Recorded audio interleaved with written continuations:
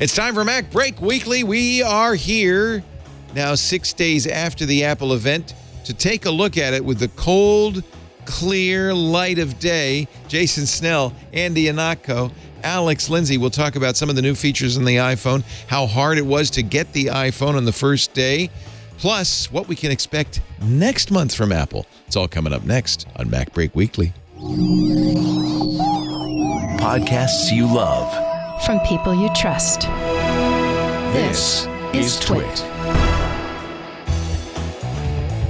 This is MacBreak Weekly, episode 835, recorded Tuesday, September 13th, 2022. Dynamic Peninsula. MacBreak Weekly is brought to you by IT Pro TV. Are you looking to break into the world of IT? Get the introduction you need with IT Pro TV. Get 30% off when you sign up at itpro.tv/MacBreak and use the code MacBreak30 at checkout. And by Collide. Collide is an endpoint security solution built around honest security. You can meet your security goals without compromising your values. Visit collide.com/MacBreak to learn more and activate a free 14-day trial today. No credit card required. It's time for MacBreak Weekly, the show we talk about the latest news from Apple. And yes, I know we're a week late, but we are not $1 short. We're about $15,000 short, I think, after all the purchases. Jason Snell is here from sixcolors.com and the incomparable. Hello, Jason. Hello, Leo. It's hard to believe that it's been less than a week, but it's good. We have like deep thoughts and perspective. Yes. A little bit. We have now emerged from the reality distortion field. Indeed. Mostly intact. Andy Ihnatko, WGBH Boston. Hello, Andrew. That's right. This is the best and the worst time to talk about an Apple event because now we've figured out how much we've been lied to and cheated by the man. You hear that, the man? Our eyes are fully open now. Yeah. Alex Lindsay. WG. No, that's Andy. Your office hours global. I've taken over. Yeah, exactly. 090.media. Hello. My Alex. bank account is so much lighter. So Did you guys? it's, yeah, no kidding. It's more efficient. Public radio cannot afford Alex Lindsay. But get ready because October is going to be even more expensive. Yeah. Oh yeah, way more expensive. expensive. M2 chips on maybe a Mac Pro. Yeah, It's going to that's be a little going to more be expensive. So before we get into the deets, let's start by saying upgrade. Mac OS, iOS, iPad OS, everything OS, they all have a 0 day that is significant, and you must update right now. So update all of the things. I did that before I came in. It's not a lengthy update. It was weird because I knew yesterday that I would be getting iOS 16. Yeah. And when I launched the updater, it said 15.7. And I thought, now Elisa's had a thing below it because she's an iPhone 13. I'm only a 12. That said, or you could just go to 16, which would obviously be the right answer. But for me, I didn't see that. Maybe I missed it, but I didn't see it. So I went to 15.7 and then iOS 16. It's a very important update. You must get it. CVE 2022-329er17 allows a malicious app to run arbitrary code on an affected device with kernel privileges. That sounds bad. And it may have been actively exploited. It may have, according to Apple. So that's why I'm somewhat urgently encouraging you to update right now. 99% of the people out there, they don't use the kernel app and they've never heard of it, so they don't care. They stick with what the big deal is lieutenant or general, but who needs a kernel? No, you all use the kernel. Yeah, so exactly. Get going. Fix it right away. This is the second 0 day in as many weeks, I think, or certainly that 0 day for the WeatherKit was fairly recent. So anyway, get on in there. I guess if you go to 16, you have all of that as well. Yeah, same thing with Chrome. It's like anything that can possibly render a web page, you really got to keep on top of it. Yeah. And that's the reason why you don't, even 5 years ago, I think we had the luxury of thinking that, oh, well, geez, I'm kind of busy right now. I don't think it's asking me to do a system update. Maybe I'll wait until tomorrow, or maybe I'll take it off until about a week. And then now it's like, yeah, I should make sure I get that done within memory of this alert.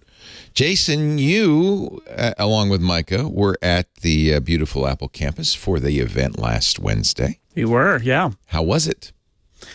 It was amazingly exactly like the last event there 3 years ago. Except it was on tape.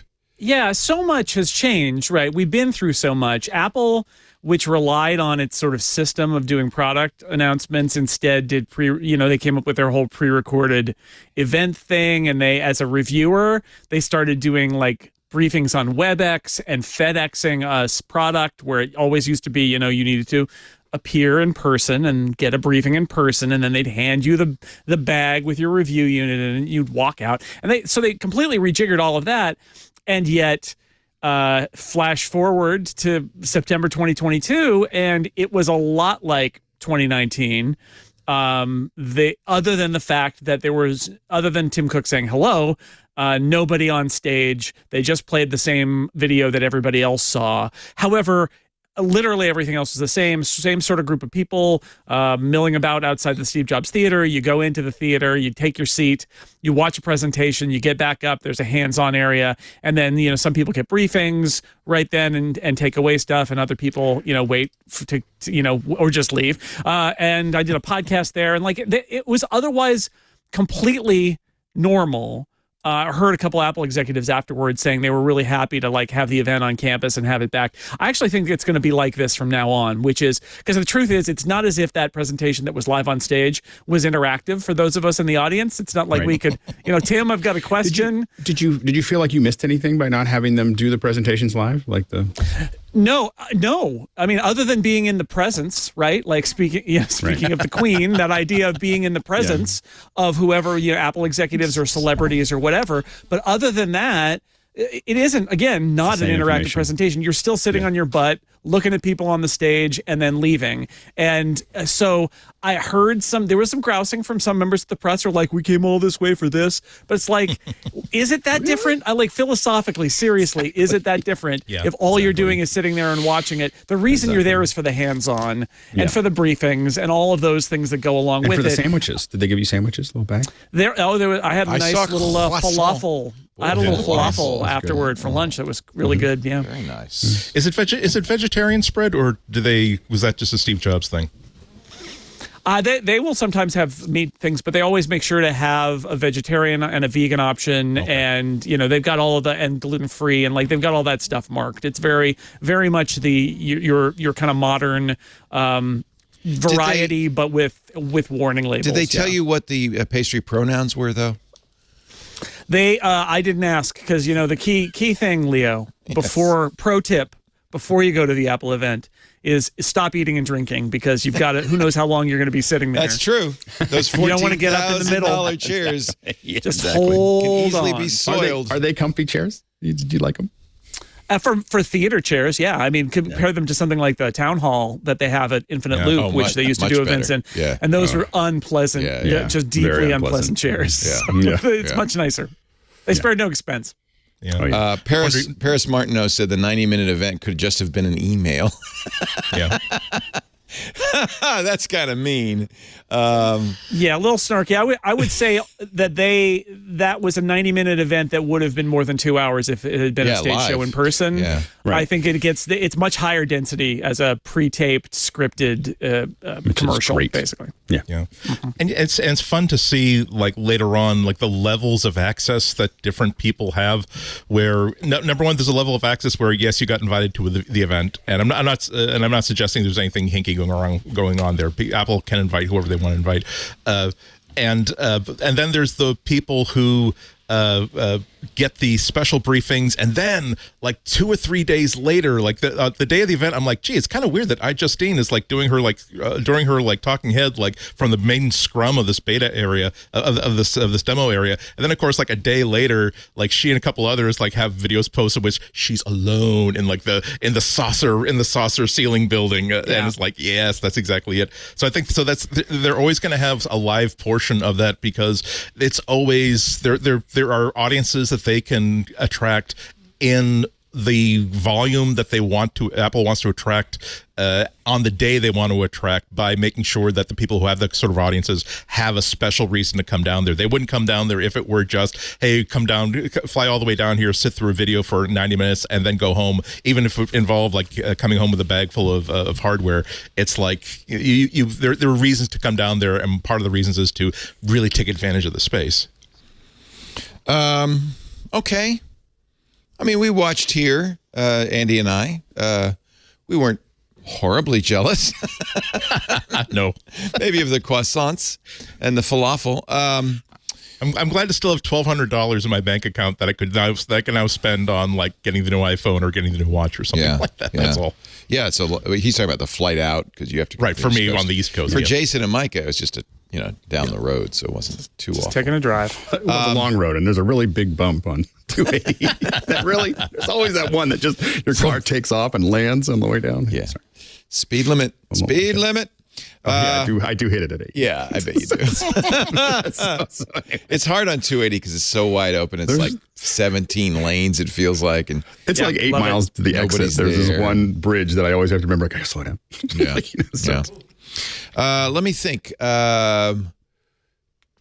Because you were there, Jason, I'll give you a little pride of place. Was there anything you saw that knocked your socks off? Or more than one thing is fine. I think the big thing that was the surprise and says a lot about a lot of things. Says a lot about Apple's ambitions, says a lot about what the rumors are and where they come from, is this idea of the dynamic island. And I want to start with the name because nothing says we wish we had named the notch so people call it something that isn't the notch, like calling this the dynamic island. Like they lost control of the narrative there, and they're like, no, it's an island, people, a dynamic island. You really have to admire their ability to take a negative and turn it into, I think, at least it looks like a positive. Yeah. I don't know, It's called lemonade. Like lemonade. Exactly. Like they should call it the lemonade drop. Oh no, it's beyond lemonade. And those of you who listened to Leo and I last week, could see like how excited I was about it. There's one thing about saying, oh, okay, well, we masked this enough that you don't notice that this was a design problem that we solved. It's truly like Apple could make the claim that no, we were working up to this for the past 3 or 4 years. And this is it just took us a while before we get the sensors into that one little pill that we always wanted for the iPhone 10. And I mean, I'm sure that's not. I'm sure that's. In fact, they don't put it on the notch. I notice on the iPhone 14 and 14 Plus. So I think it wouldn't work as well with the notch. Also, another quick thing about the notch, though. Someone overlaid screenshots that the notch actually intrudes vertically into the screen less than the pill. Right. So that's an interesting choice. They chose to make it, drift down in that island there. That's what they chose to do this time. When I saw it, all I could think of for some reason, I was picturing Larry David just going, hey, it's a notch. It's a notch. Like I don't know, it's a notch. Yeah. I kind of like the notch. It's like it's like this black spot where I put on my face a pill. Who wants a pill? I'm going to spend $1,200 for that. I got enough pills in my life. Yeah. So if we talk about the rumors here, right? Like it's these two cutouts, and everybody's like, oh, it's going to be a hole punch and a little oval hole punch, and that's going to be it. And it shows you first off that so many rumors come out of the supply chain where all they know it's the 3 blind men and the elephant. There's Larry David. It's the 3 blind men and the elephant. They're like, oh, it's two things now. Change your name. Exactly. But what's actually happening is software. And I really think they've had the last 5 years since they did the notch to think like, well, if we can get it smaller, could we embrace it? Could we build UI around it and turn it into a feature? And that's not something that we all got as a rumor because that was deep inside Cupertino, right? Yeah, Instead that of wasn't it being in just on the assembly line. Yeah. And I love their ambition there, right? Because it is turning a negative into a positive. It's like, well, it does look if we dance around the UI, if we dance around those little holes, and it's almost as if they disappear. Right. Whereas the notch is like, just don't look at it. Okay, don't look at it. It's not a pill. It's a permanent widget kind of a thing. Here's the comparison you were talking about, Andy, from Reddit via Reddit's iPhone Reddit. So the 14 and the 14 Pro, the split and superimposed. So you see, the pill is actually further down. Yeah. Smaller. Very good. I think that's right. Further down. But it's further down. It's narrower, but I think it's a slightly bigger, taller than the notch. But I also think that the fact that you do get some active pixels above it, on top of the pill, that's what makes dynamic island possible. Otherwise, it doesn't a dynamic peninsula.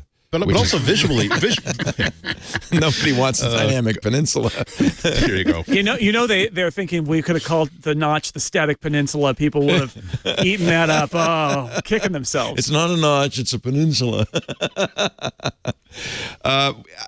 Okay, I can't ask you this, Jason. So just wink. No. Besides, so have you had any experience of it other than in the hands-on? No, I can give you the official canary, which is I was not one of those people who stayed behind and got a briefing. Tomorrow you might get it. Yeah, maybe. That's usually how it works, right? Yeah. Is that the second wave people get it after the embargo drops, right? So we can't really judge how the utility or the, I mean, there may be a high annoyance factor with that thing going. I would say we won't be able to judge it even when it ships. And this is why. It's because this is part of this action widget framework that they announced in June. The idea that you have live actions as widgets and show things like a baseball game or now playing in the music app.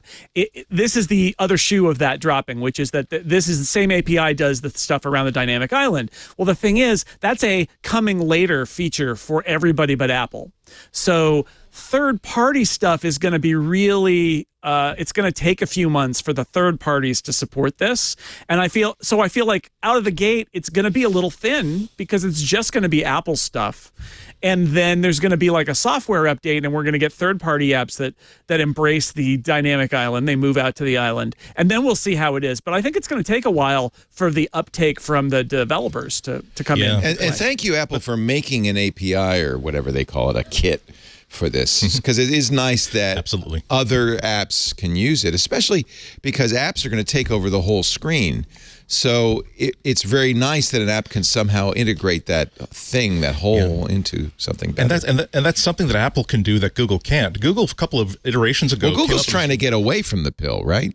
Well, no, they're making it smaller and smaller. I'm talking about the pill. I'm talking about how a few iterations of Android ago, they came up with this really interesting idea of having apps have access to picture-in-picture, just like YouTube, so that, like, if you're in Google Maps, for instance, and you're on a bus or you're on a train or whatever, you can actually keep an active Google Maps view of where you are so that you don't miss your stop and stuff like that. And they opened that up to third parties, but Google doesn't have the ability to, either by making it so attractive as Apple makes their stuff attractive, or by strong-arming their developers the way that Apple strong arms their developers, to actually convince so many third parties to actually take advantage of it. This is a beautiful, and the thing that I miss a lot that's so obvious about phones is there are times where there is an ongoing thing that an app is doing in the background that you want to be able to keep an eye on, even if it's just that I want to actually have a persistent thing that says, here's how long this call has been running, or here's where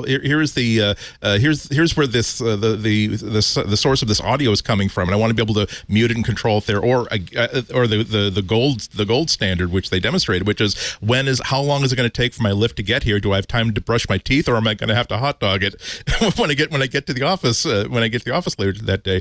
Apple's going to be able to actually take advantage of it. Now, maybe for all we know, when we're being really optimistic, I'm being really excited about it, but it could be just as bad a situation as I still can't remember what Apple's official name for that stupid little OLED strip above the keyboard was, but nobody really. Thank you very much. The touch bar, nobody really supported it. There was some fun. Yeah. It was fun to play Doom on the touch bar, but it didn't become the sort of thing where all of the apps that you use find a creative and productive way to use it. So maybe we're just being optimistic here, but I don't think so. I think this is something that every app is going to want to be able to say, look how modern we are. Look how much you're getting for your $5 a month or whatever we're charging for subscription. We're making this better. We're making this more modern. We're making this the equivalent of every single Apple app that's out there. I'm feeling pretty good about it. How long before Android phones start copying it? Right. That's when you'll know it already happened.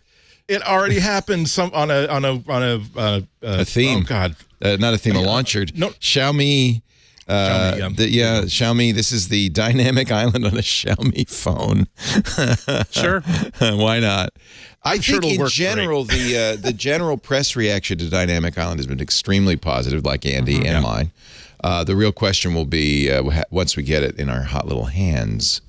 How does it work in practice? Because, I mean, it is, like Andy said, really a great idea to say phone screens are too small for multitasking, but what about an active background information area, and you can tap and hold, and it brings up a more dynamic kind of control. Although, again, my understanding is that those aren't really interactive if you're not Apple. Third-party apps are less interactive. Oh, but is that true? I think so, but you can see a direction that they're headed here, which is this is almost like something like the Mac menu bar for the iPhone, right? It's a place that you can put little menu bar items, essentially, and say, here's what else is going on. And I think that is again, there's that saying about how if you put constraints on creative people, sometimes they do their best work. This feels like that. This feels like Apple looking at those holes in their display and being like, we got to do something. And in doing that, they came up with a rethinking, like a major rethinking of how iOS works on phones. And that's, it's got a lot of potential, even though, I mean, I'm with Andy.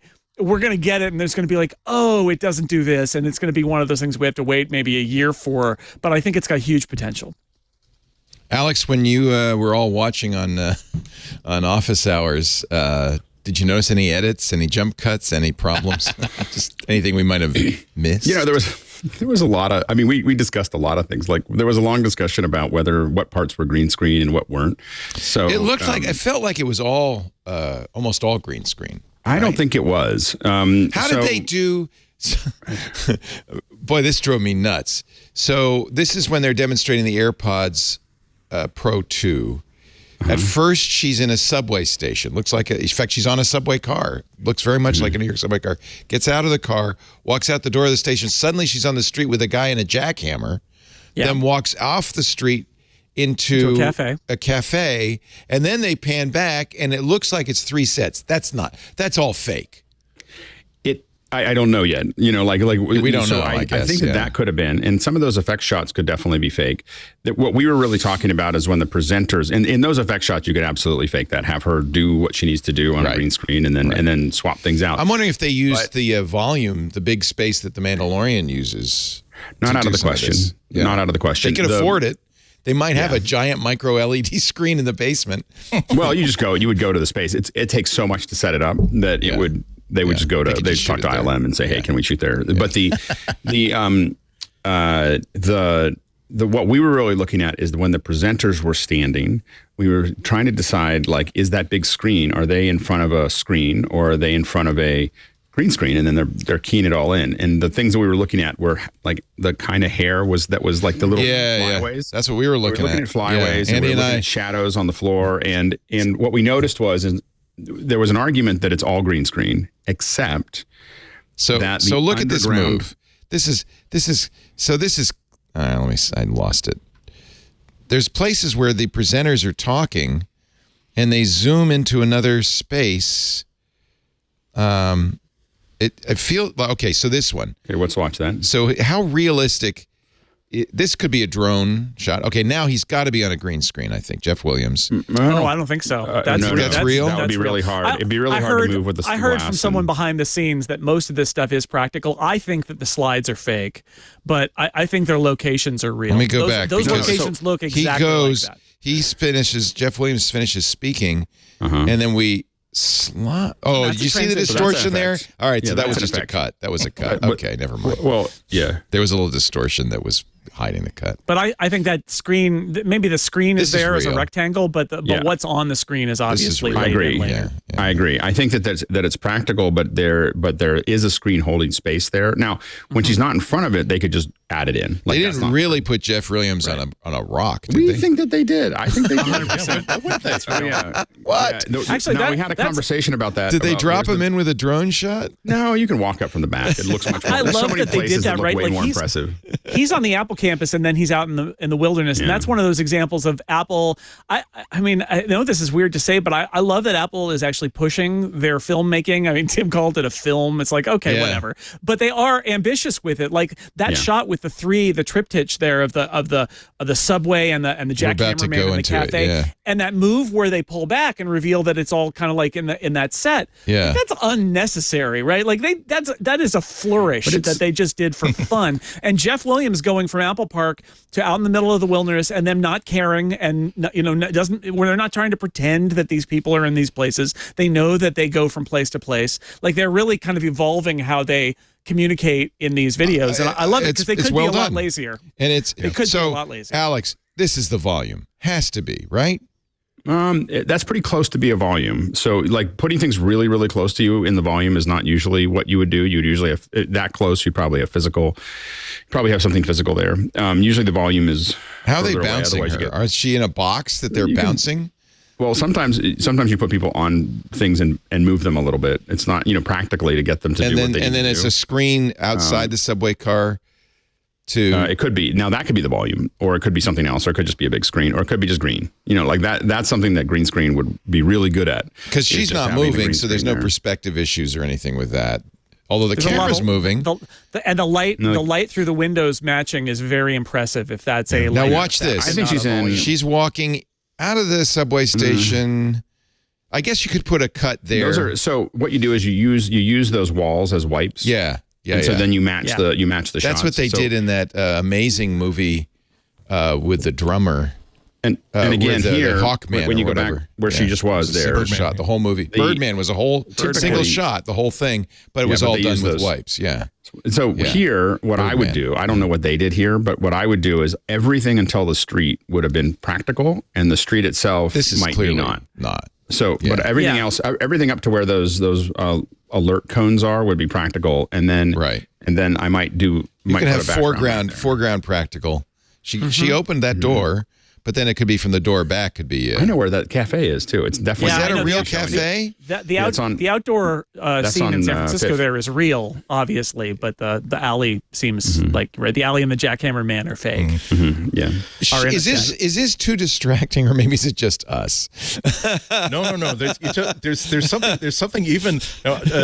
Apple. It looks like Apple actually had an Easter egg in that subway scene for Severance. Their Apple TV There's show. a character from Severance in the subway. Helly is in the subway. Helly? I thought I saw Helly. I saw a redhead come out the door of the subway. Was that Helly? My God. I put a link in the notes for you if you want watch. to check it out. Watch. The Tom Scott one. There she is. There's Helly. Yep. That's it. And she makes another appearance at the post-credits scene, with where the video glitches out for a second, which I thought was super weird until I realized that, I don't. I was doing all my. I saw that and I thought, she just looks like Helly. They couldn't possibly get the actor to come up. It's called money. It turns out if you have enough money, you can get the actor to do a lot of things. That's not even a cameo. Hey, actor on Apple TV show. Stan Lee wouldn't even take that. That's amazing. No, that AirPods, if there's a camera, Stan Lee would have been there. Don't worry about it. That AirPods segment was the most sort of like tech forward, where they were really pushing it in terms of visuals. Yeah. Also, I don't know if I'm sure Alex noticed because she's talking about music and there's a lot of background sound happening while she's talking. I thought it was the most aggressively, clearly looped dialogue of any of the performers. I think maybe that Apple employee also is not an expert at ADR, which nor should she be. But so it felt the most artificial of any of the segments to me. I think maybe that's why they made the visuals look that way. I think a lot of things were looped, so I do think that there was a lot of ADR. That was aggressive, though. That was really aggressively re-recorded. So for the cineasts here, that's where you have after the fact additional dialogue recording. Mashed potatoes in the background to get the lips to match, but with a clear audio track. And because the audio mixing on that, because she's got a background, like when Jaws is standing there saying, "Oh, the new iPhone Pro is great," you could probably capture that audio. Maybe not, right? It could still be ADR'd.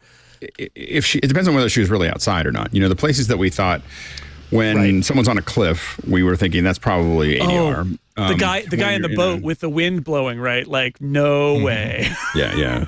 And we have to realize that, like, so is this person, movies are ADR. Is this person really in a field? I think she is. Yeah, I think she is. That would be, It's easy to do. It's cheaper probably to put her, it's his helicopter to a field than it is to bring her into the volume. Yeah, there are places relatively close in Northern California where you could do a shoot like that. And then she might have also been on the same shoot as Jeff Williams. They might have gone to Highway 120 and she's out in Tuolumne Meadows or something like that. Like, you could do that in a couple of days. I thought it might be Boulder Creek as you're going over 92 from 280 into Highway 1. Even easier. Yeah, right. That's like minutes away from Cupertino. That's an interesting. There's an interesting question though, that now there are people who scour. Sorry, big truck outside. We need ADR for Ihnatko. Can you get in here? We're gonna loop that dialogue. Don't loop that later. I don't know why I spent so many hundreds of thousands of dollars having an LED stage put up just to make it look like I've got cheap shoji screens behind me. But you know what? I'm playing the double bluff. But I wonder if some people who are really, really, really into like reporting on like when's the date's going to be and what are they showing, are they now going to start to look in California database for what companies have secured filming permits for what locations? Because those weren't stolen shots. This isn't this isn't the View Askew universe. The part is that when you're working on a film, you spend a lot of time obscuring that. So it would be a lot of work to figure that out. If you didn't talk to people who were, on the I bet you guys had a lot of fun on Office Hours. There's a lot to look at. There was a lot here to dig into. I mean, I think that we spent 3/4 of the time talking about the event. I mean, the shoot. And only 1/4 of the time talking about the hardware because the hardware was good. We were like, oh, that's good, it's great. And but really, there's some things you guys would have been interested in. Well, we'll get to that. I think if it works, the new stabilization features in the iPhone camera for video. The big thing action mode. I mean, that's going to put some gimbal. That's got to scare DJI because that's going to put some gimbals out of business. 48 megapixel ProRes. That's got to be interesting. That's because of binning. That's because you have 48 pixels. You reduce it down. I don't know if it's 12 megapixels for 4K, but I think it's the binning is something we're really interested in. And that way you can so you're not moving the sensor for OIS. The issue is that a CMOS sensor, the red, green, and blue are not on top of each other. Right. So every CMOS image is soft before it's sharpened, and so you also get jelly roll. Yeah, exactly. Well, you're still going to get that. In fact, the 48 is even harder to deal with because it's so much more that you're pushing through. That's a rolling shutter, and I don't think that they fix that. So anyway, that'd be really expensive. That's the Pro version, the Ultra Pro or whatever. We'll get that later. When Apple says they're going to add a global shutter to a camera, I'll be like, oh, that's like they're taking all the gloves off. So the but the interesting thing there, and I don't know what the configuration is inside of the binning, but let's say if they have 4 times as many pixels that they need, they have a red, green, and blue and white in the pixel. In it. It is essentially the same as saying you're stacking them like the Foveon sensor. And so the 12 megapixels potentially is going to be a lot sharper and there'll be less errata.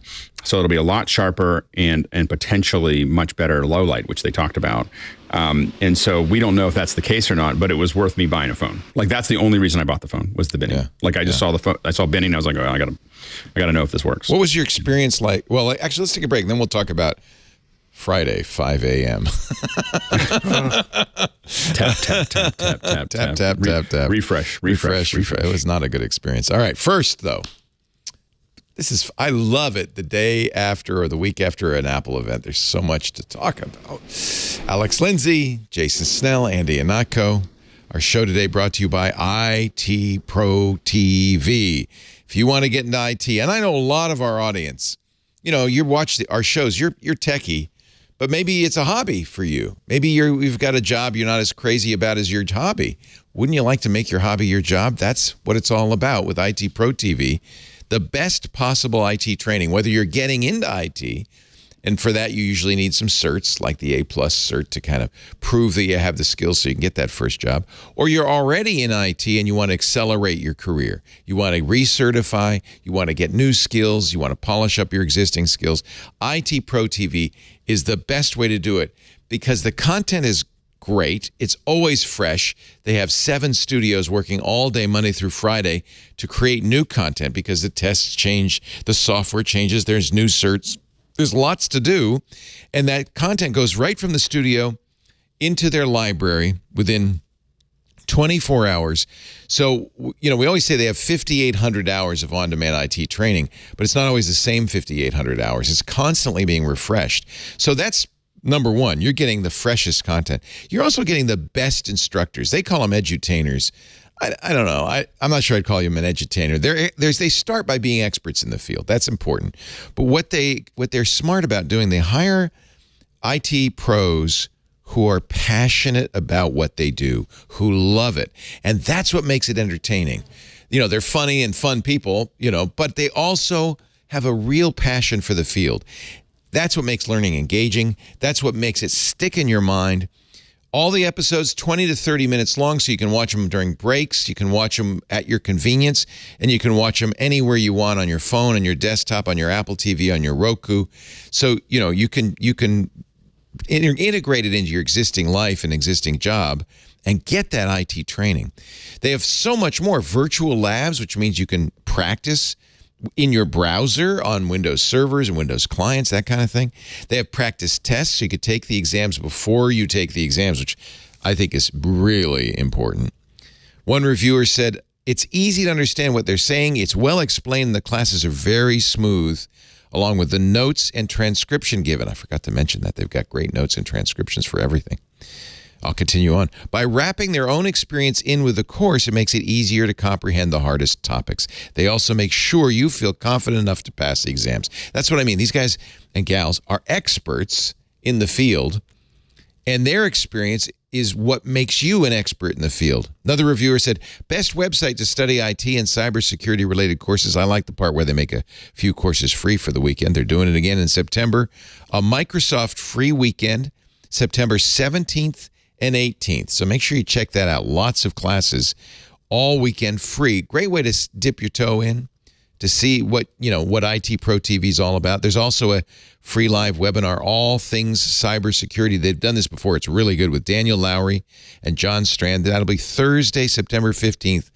And if you want to be there live, which I recommend because you can ask questions, it's 2 p.m. Eastern on the 15th. 2 p.m. Eastern on the 15th. Of course, if you can't be there live, maybe you work or something, they have that on demand later. But it's nice if you could be there live to ask your questions. And don't forget, IT Pro TV has training for your IT team as well, a great enterprise plan, the IT Pro TV business plan.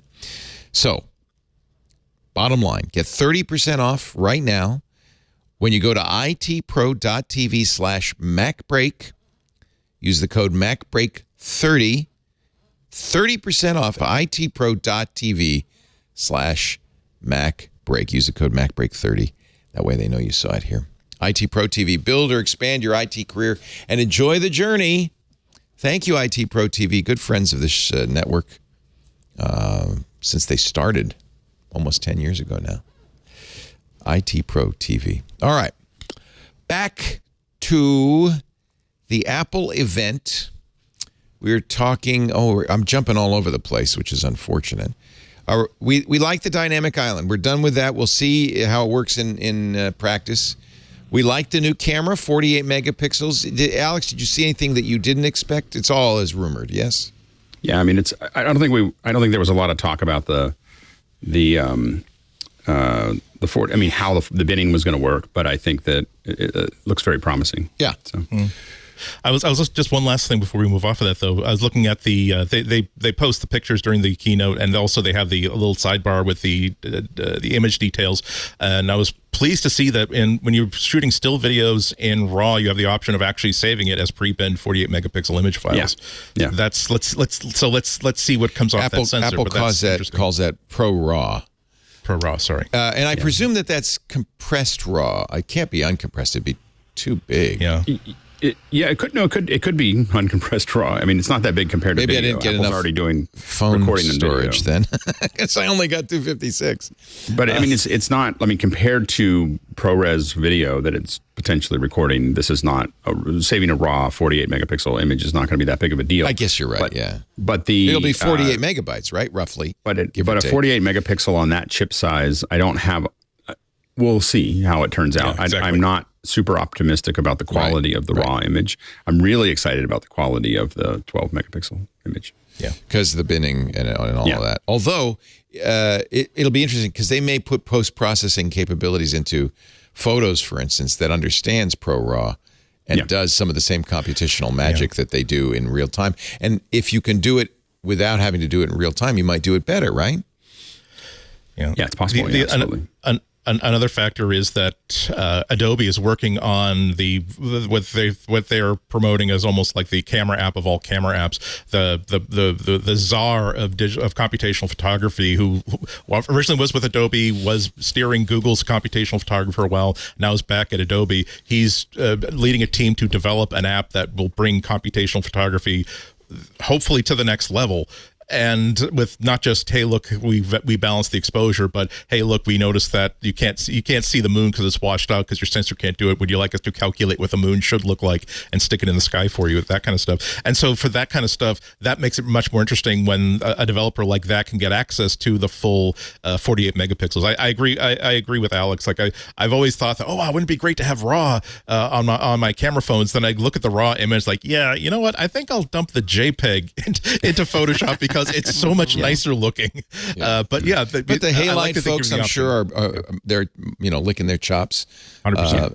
Adobe is with their Photoshop camera. I mean, this could be very interesting. Yeah. And from a regular person perspective, having the 40, a little bit like how you've got the overage in pixels so you can do image stabilization. One of the things that they're doing that I think is clever is essentially adding a fourth camera by doing a 12 megapixel crop at the center of the 48 megapixel sensor. Yeah. And as Alex said, we'll see, because then they're not able to do binning. But I last week I heard a bunch of people are like, oh, it's just a digital zoom. It's like, it's not, because they're not inventing pixels. What they're doing is they're using the 12 megapixels in the center, and you frame it based on that, and it doesn't bin it, and you get a 12 megapixel image from 12 megapixels worth of sensor. Now, we'll see what the quality is there, but one of the challenges with all these cell phones is, having different zooms when you can't actually move the lens. And so this essentially gives that iPhone Pro a fourth camera, which is the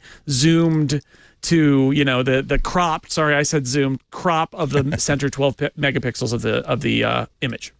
Yeah. So 5 a.m. this past Friday, I set my alarm 10 minutes early. I probably should have set it for 2 minutes early, because the store didn't open till about 5:06 for us. Now, people in the Discord are saying it was smooth on the East Coast, so maybe this was regional.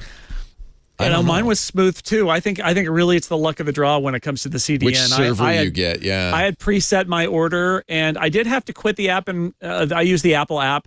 I quit and reloaded it a couple of times, and then it popped in, and I pressed two buttons, and we were done. I guess it's which server where you got in the queue, because I was there refreshing. I did it on the app on my iPad and my phone. Did not try to do it on the web. I had, as you did, I had set up the pre-order. Even the payment information, everything. It said, oh, you've got 2 pre-orders. You want to do it? I said, yeah. And then it just went into a loop, and I wasn't sure if it took the first one. And that's happened to me in the past. Yeah. Where and then I checked my orders, and it didn't have it. So I thought, I guess it failed. I tried my order, because that was Lisa's phone. I tried my order, never got it.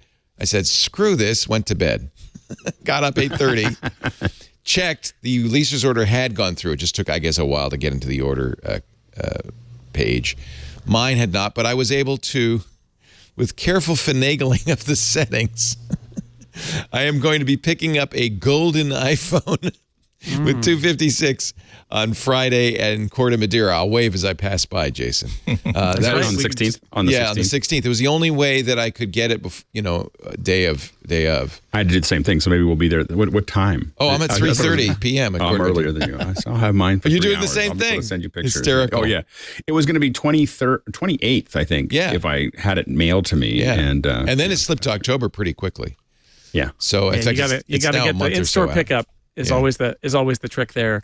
Yeah, the other funny thing that happened to a lot of people, and I noticed this because I tried to do a second order a little bit later, is that the Apple Card processing kind of went down as well. Because maybe so that's many what people happened, who are that's what I buying was Apple using. hardware, Yeah. you're using the Apple Card, Yeah. and so even if Apple's system works, if Goldman Sachs' system is overwhelmed because there's a blame them. huge spike of charges at that one time, and so yeah, I tried to do an Apple Pay on Apple Card on a second transaction, and that one didn't go through. The first one did. Okay, yeah, so it was Apple Pay.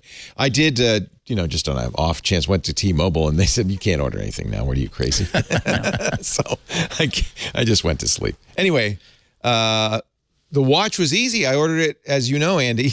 I was a little distracted during the event. As soon as the store opened at the end of the event, I immediately ordered an Ultra because I will be scuba diving, skydiving, climbing Everest, all that stuff. I can't wait to bring it down to 100 meters.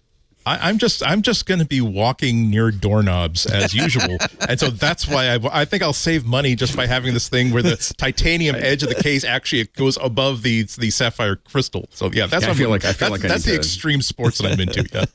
I feel like that I now that I ordered the Ultra, I kind of felt like I need to go out and buy a Jeep Rubicon. Yes, to drive exactly. With a snorkel. With a snorkel. Yeah. I was going to say that snorkel. Yeah, gotta have that Jeep snorkel. Rubicon with the extra large tires. Yep, because you might be going underwater anytime, crossing that big, wide, muddy river. Build out, little wings. I'm ready. Anyway, the watch comes the 23rd. If you were lucky.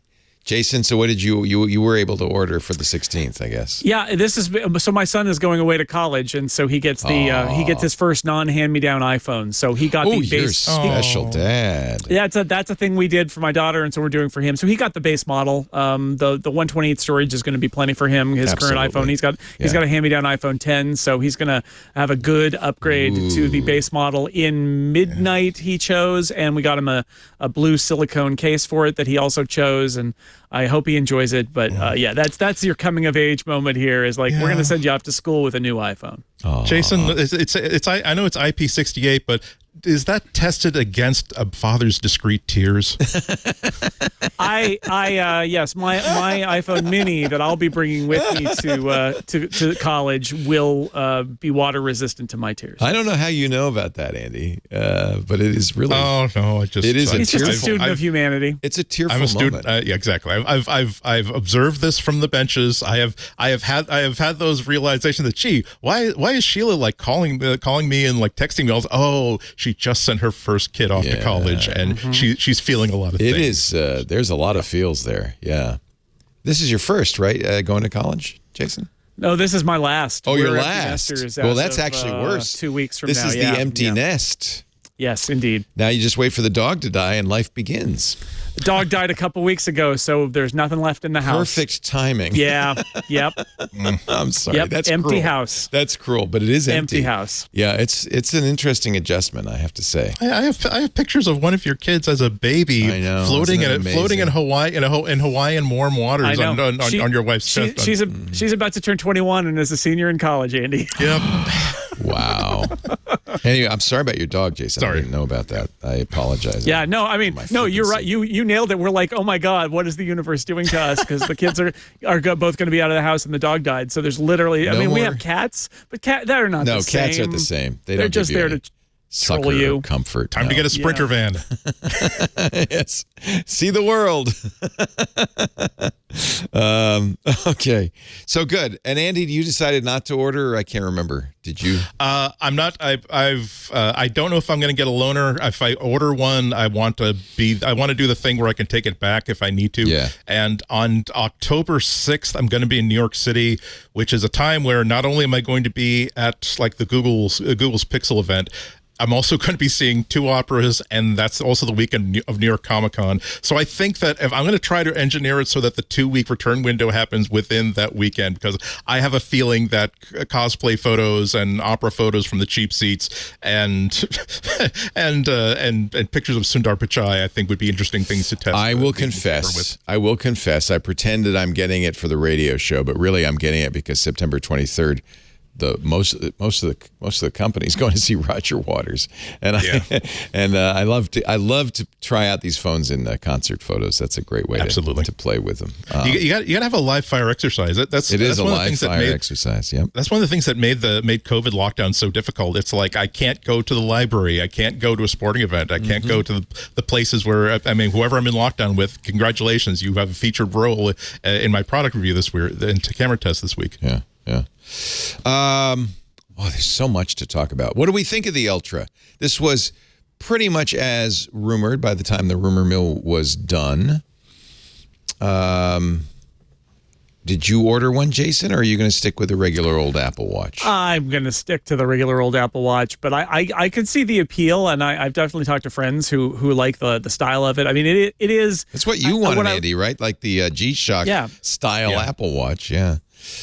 I appreciate the fact that they embraced the sports nature of it and didn't just make it a larger size Apple Watch. It really is different. It looks different. I appreciate that they did that. It will still be aspirational to a lot of people. Just like I think we said last week, some people buy a big 4x4 Jeep and they live in the suburbs and they never go off-roading, but they like how it looks. And like there will be those people, but make no mistake, this is a 4x4 off-road Apple Watch. I actually got the I'm such an idiot.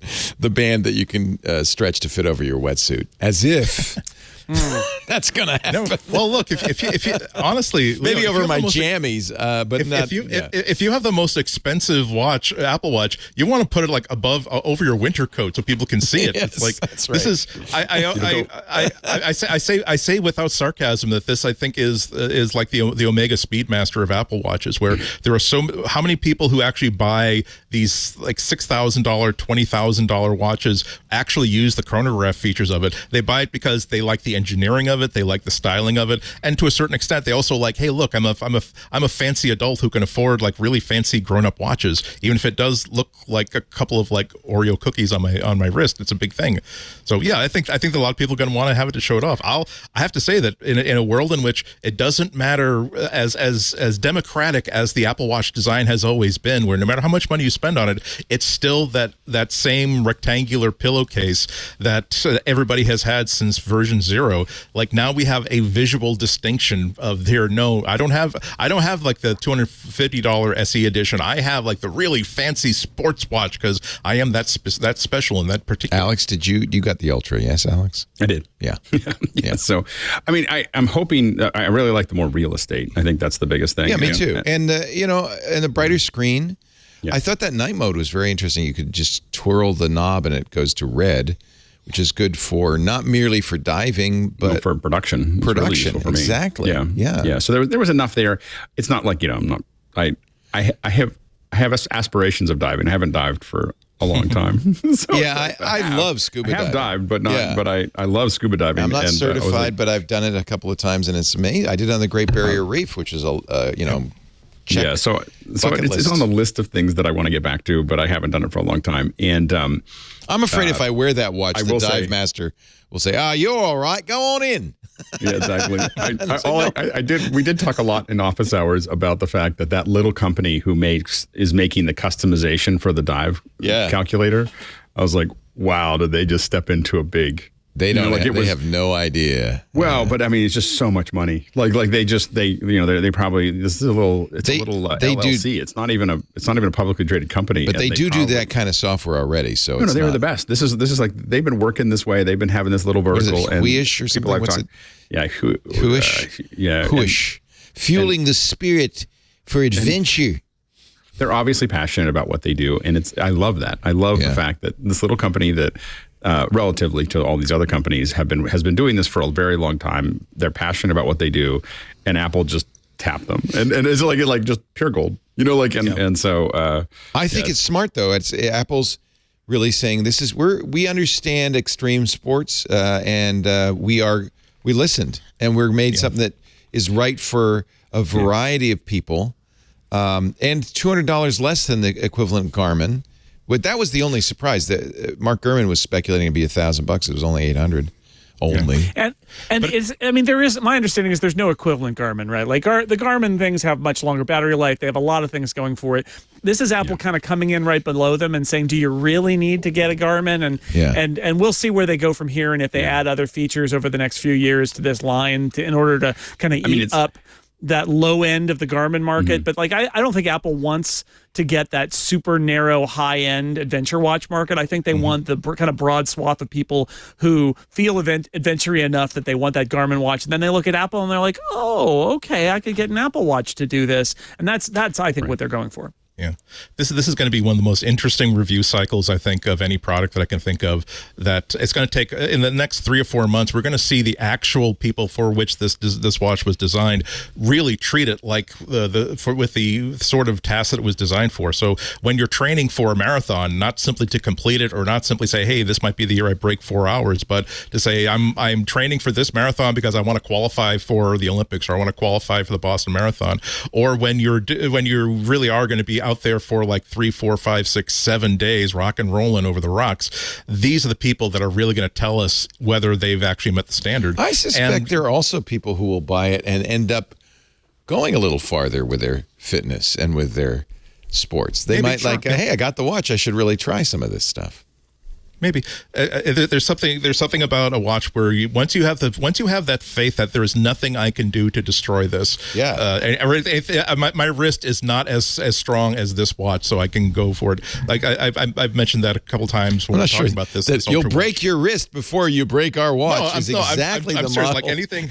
No, but I'm saying that this is why I have a Casio G-Shock, and it's been one of my favorite watches for 12 years, because if I'm gonna spend like 2 or 3 days, and I know that maybe I'm going to be at the beach, maybe I'm going to be in salt water, I know that the box that this camera or this watch or this whatever came in says it can be immersed in salt water for a small amount of time, but I know that the G-Shock will absolutely do it. Once you get to the point where there's some scratches and there's some scuffs, and this Apple Watch Ultra has been through some stuff, and now you trust it to absolutely work for you no matter what you put it through, that's going to be quite an achievement for Apple. Now, I do have to point out, Hartley Charlton, writing for Mac Rumors, points out that the chip in the new watches, including the Ultra, is the same chip that was in the S6 or the last 2 generations of Apple Watches. The S6 and S7 chips are the same. I don't think we're pushing the watch that hard. It's not like we're recording video on it, so I don't know if it's necessary. Same T8301 identifier as the CPU in the S7 and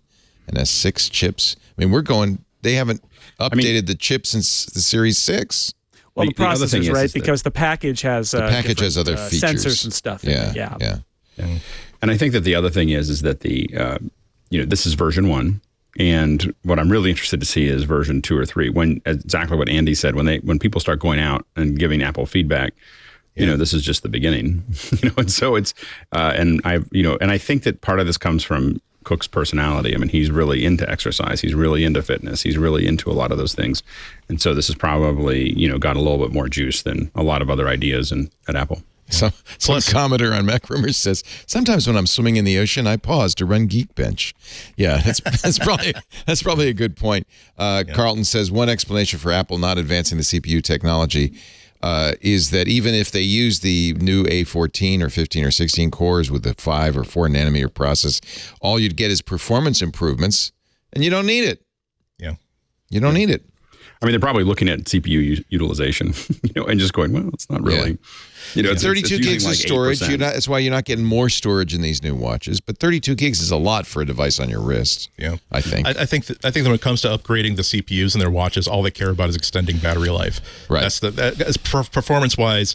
Until they put I'm going to correct myself before I even say it. I don't see anything that they could add to it at this point outside of satellite communication that is going to be beyond the capability of the current CPU. It's the iPhone CPUs are the same way, where I like to say they're suspiciously overpowered for what they're being asked to do.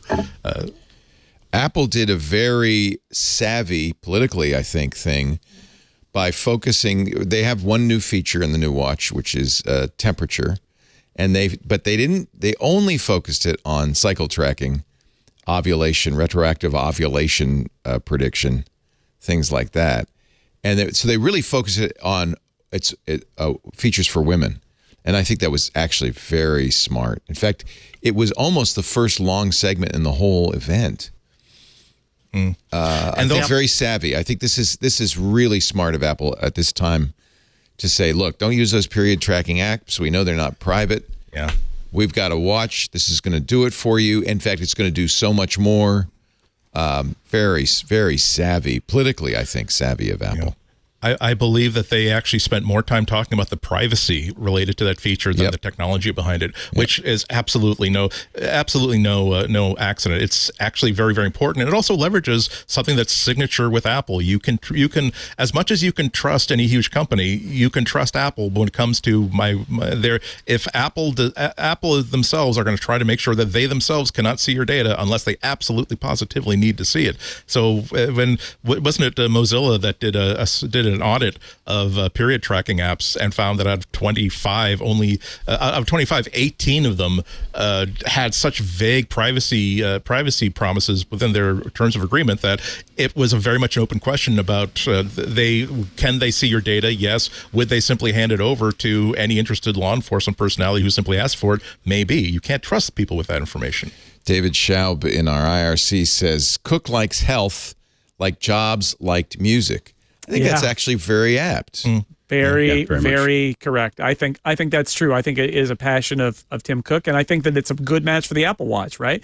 I think it's interesting, this temperature sensor, on one level, I agree completely. I think the way that they did it, and they talked about cycle tracking and they talked about privacy, I thought that was really good. I mean, part of me wonders if they realized that temperature sensor was something they could do on the watch, and then it was a matter of like trying to find out what could they actually tell with the temperature sensor. I heard from somebody, I know we've been speculating about, like, do you have a fever or something like that? I heard from a doctor who said the weird thing about it is when you get a fever, your temperature is concentrated on your core and your extremities get colder. So it actually would be bad, for that. Interesting. And so, like, I do wonder if part of this was Apple kind of hunting for what the right use of that sensor might be, since it's a sensor they could build in. And I think it's also interesting that the biology gets in the way too, in that they have to do this tracking overnight because they can't get a reliable signal during the day in terms of, because it's too inconsistent. So you have to wear the watch overnight in order to do the cycle tracking. And even so, they have to have two sensors, one at the top exposed to the air, one at the bottom exposed to the skin. It's really, for something you'd think was so simple, I mean, for like glucose reading, you think is, okay, well, that's going to be the moonshot feature.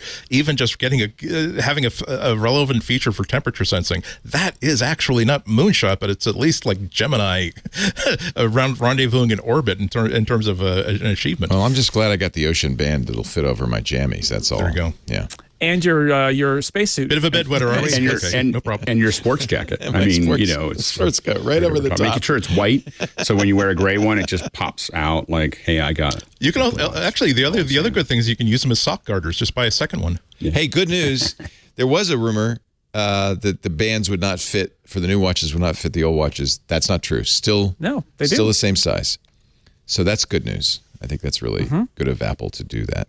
They could have made them something that you had to buy all new bands, and that would have been a little cynical. But they didn't do that. All of the punditry about Apple trying to suck money out of you for everything, and like you got to have a new case for the new iPhone. It isn't compatible with the old case, and like they don't care. Look, if they wanted to suck money out of people with the Apple Watch bands, they could have done that so easily. And we are 8 years into the Apple Watch era, 7.5 years into the Apple Watch era, and they still haven't broken band compatibility. So I got to say, like, they don't make you pay up for every accessory at every turn. I think there's a lot of restraint happening with Apple Watch bands. But you point out in your article, which was very good at sixcolors.com, underestimating Apple's bold moves.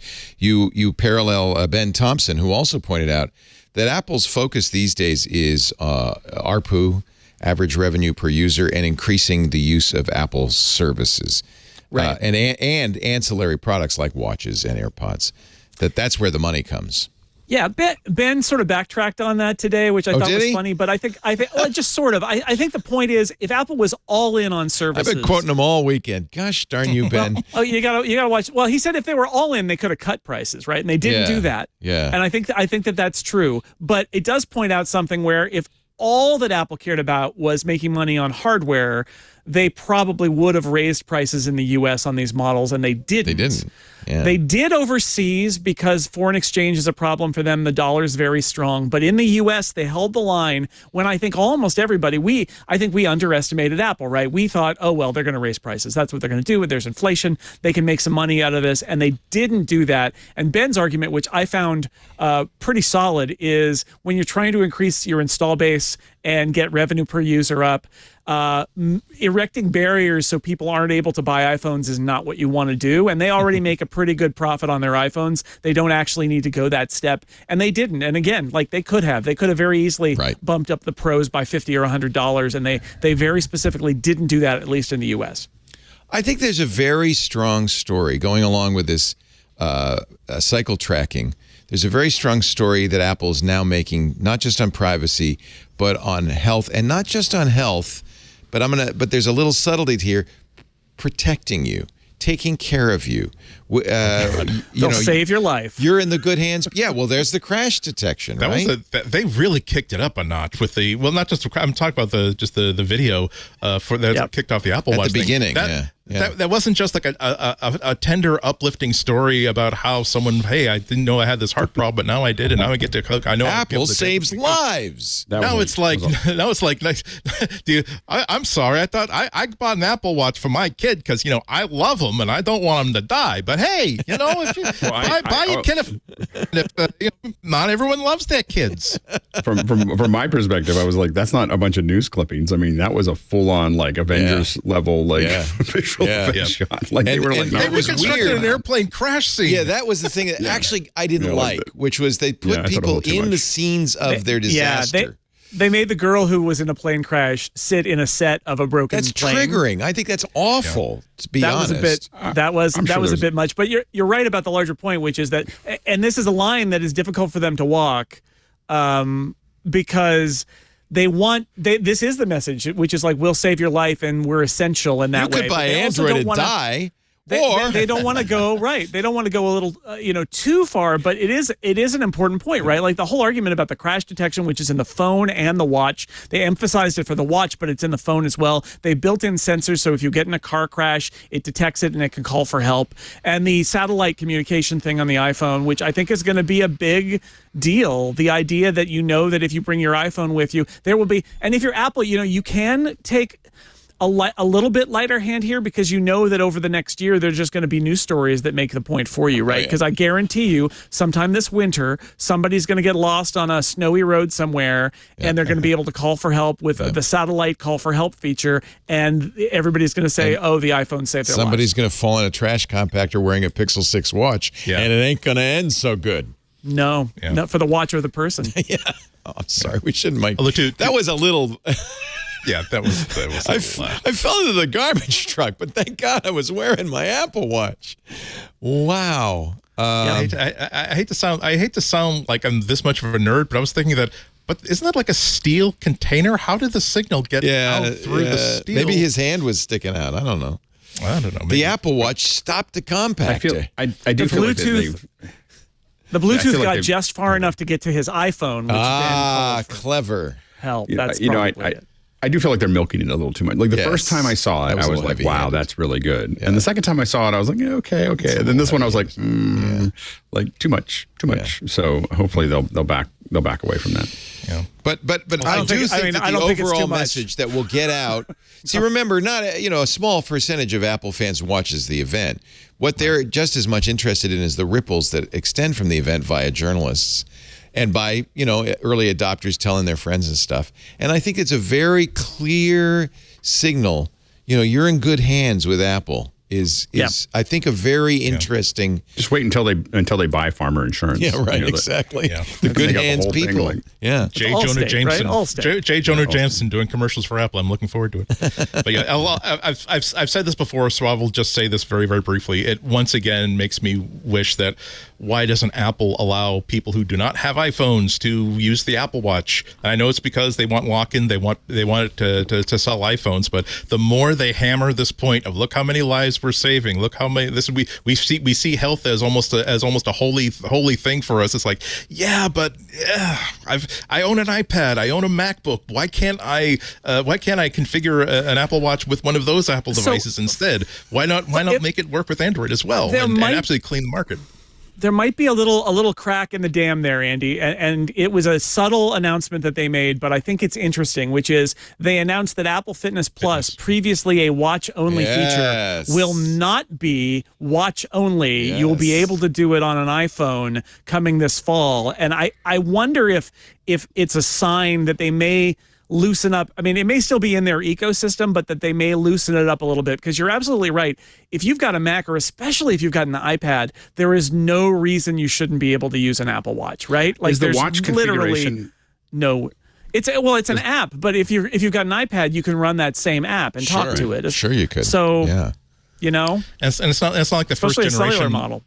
It's not like the first generation Apple Watches where it was pretty much just a two-way terminal that connected to processing that was happening on your phone. It really is an independent device right now. So and I understand all the business reasons for them not to do it. I just think that it's a shame that they don't. They didn't have that same iPod moment where they said, if we make this Mac exclusive, we'll have a reason to buy Macs. If we make this Windows compatible, then we'll have reason for the entire world to buy iPhones from us, and we'd rather take the money from as many people as possible.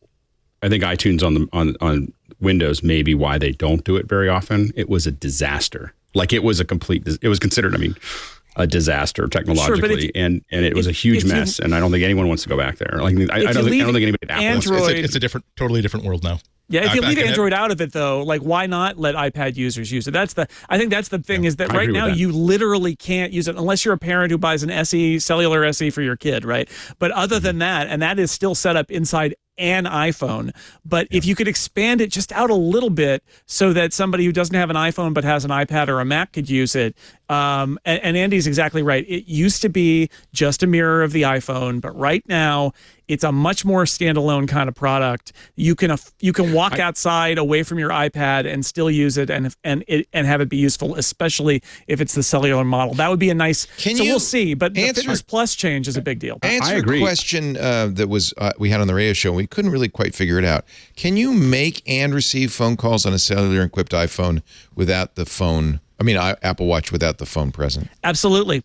I do that all the time. I go running. Yeah. I go running, and all I have are my AirPods and my Apple Watch. Okay. And I can stream audio. I can answer calls. I can make calls. Make calls was the question. You can make calls with Siri, or you can open the phone app and actually type in the number. And how is it doing it? Is it connecting back to your phone, which then places it has its the own, call? So it has the cellular its own Apple Watch has its own cellular ID. You add it to your cell phone plan. You pay $10 or $15 a month for that. Right. And then what they do is there's a feature that the carriers have that basically is a line share. So your calls go to both phone numbers. Got it. So your watch has a phone number that nobody sees, but that means that if your phone rings, your watch also rings. So if you leave your phone at home and you're running with your watch and somebody calls you on your phone, your watch also rings. You're absolutely and you right. answer it. There's really no technical reason for Apple not to make your iPad be sufficient to set up an Apple Watch. Or at least nothing big enough that it should matter, right? Like, I can see the argument of like, well, yeah, but it's a lot less useful. Do you think if it's a Wi-Fi only? But do you think the carriers are preventing that? No, I think it's Apple. I think it's the complexity of a product that was built to be tied directly to an iPhone, and them trying to kind of like unpick all the complexity of that over time. And I just don't think there's a lot of people asking them to do it. so like they're just. I think there's more than you think. Yeah, okay. We'll see. I mean, everybody has an iPhone, so I guess, right? That's Apple's attitude. They seem to sell a lot of iPhones to people who use Windows primarily. Yeah. They seem to sell a lot of even iPads to people who use Windows primarily. And Windows is still 82% of the world market. Android is also the majority of mobile installations right now. And the Apple, and remember that one of the most brilliant things that Apple did in marketing the Apple Watch was positioning it not just as a wonderful piece of technology, but as a style item. And so if you have this thing on your wrist, it's like having a cultural icon, a cultural touchstone on your wrist as well.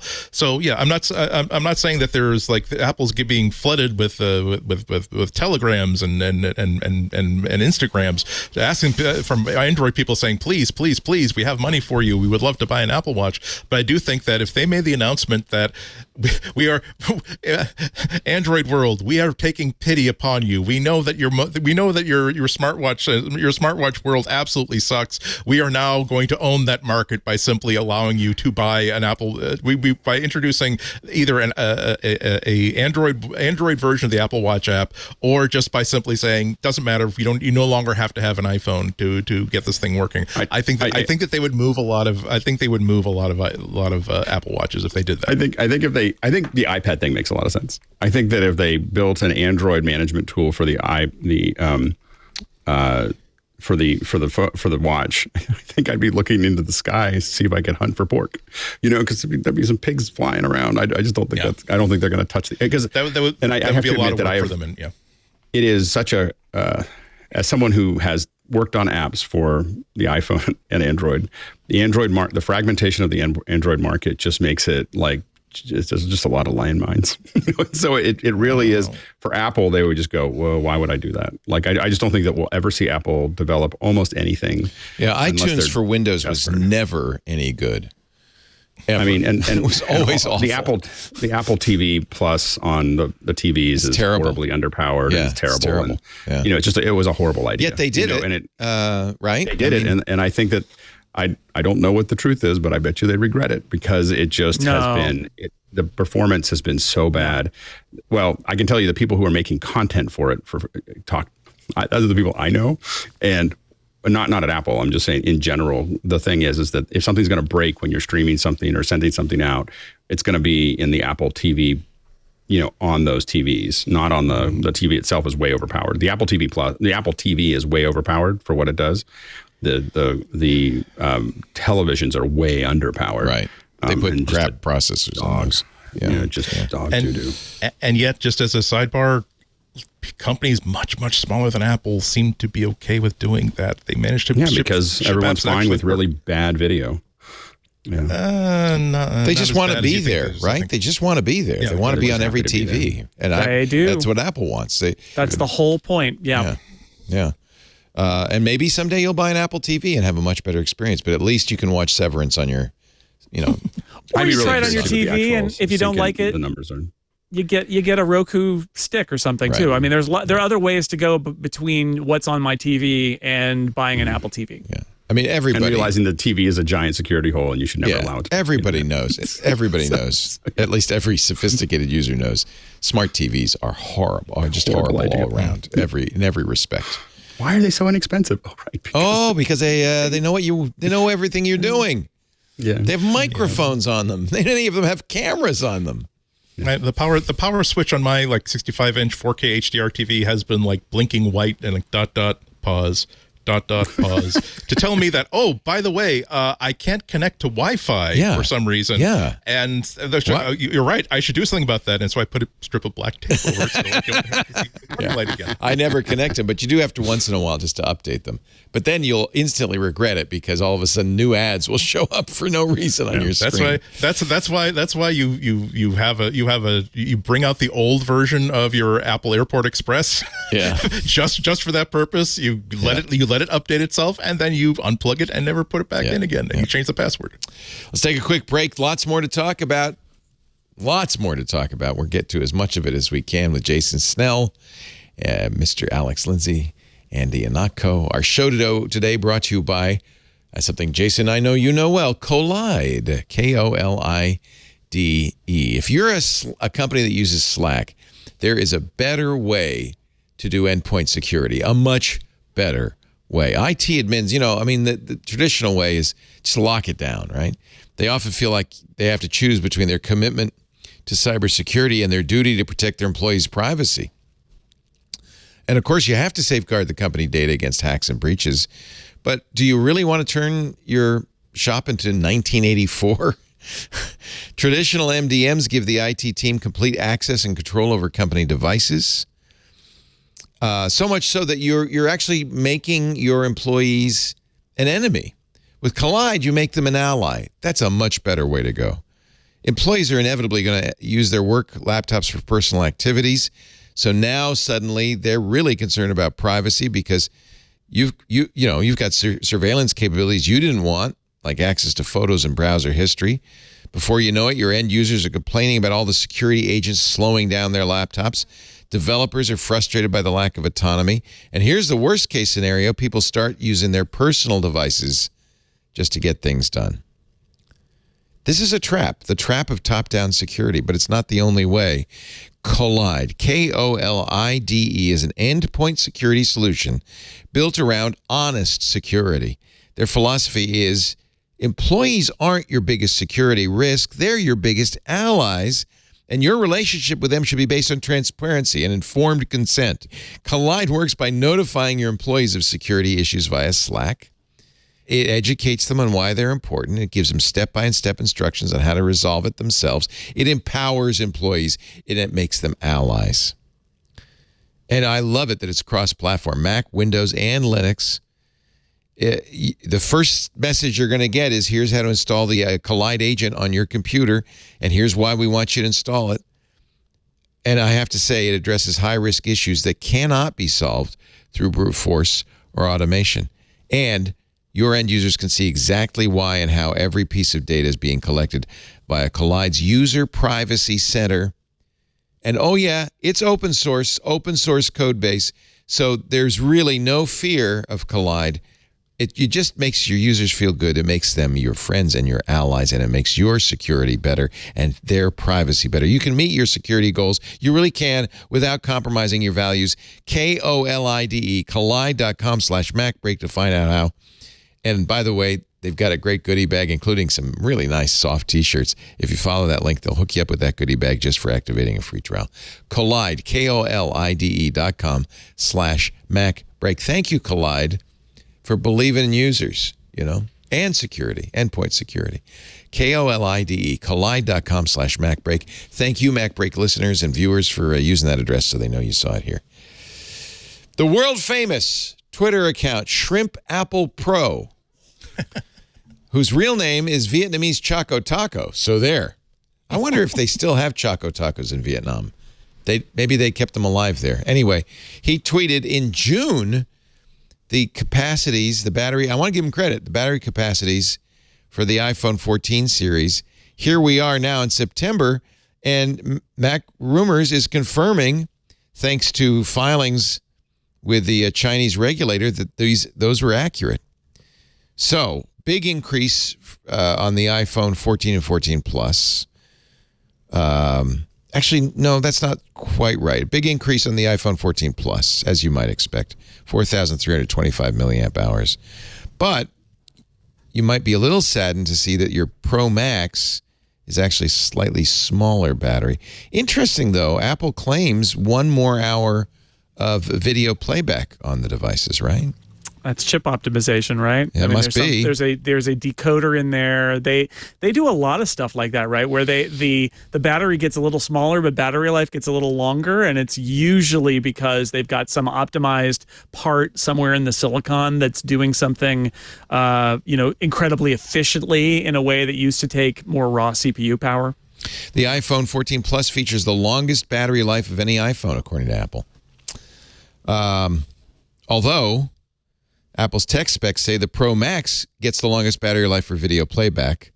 Maybe that's because of that 1 hertz refresh rate that they talked about. You can go as low as 1 hertz. That's how they're doing the always-on screen. I cannot wait to get that always-on screen. That's going to be great.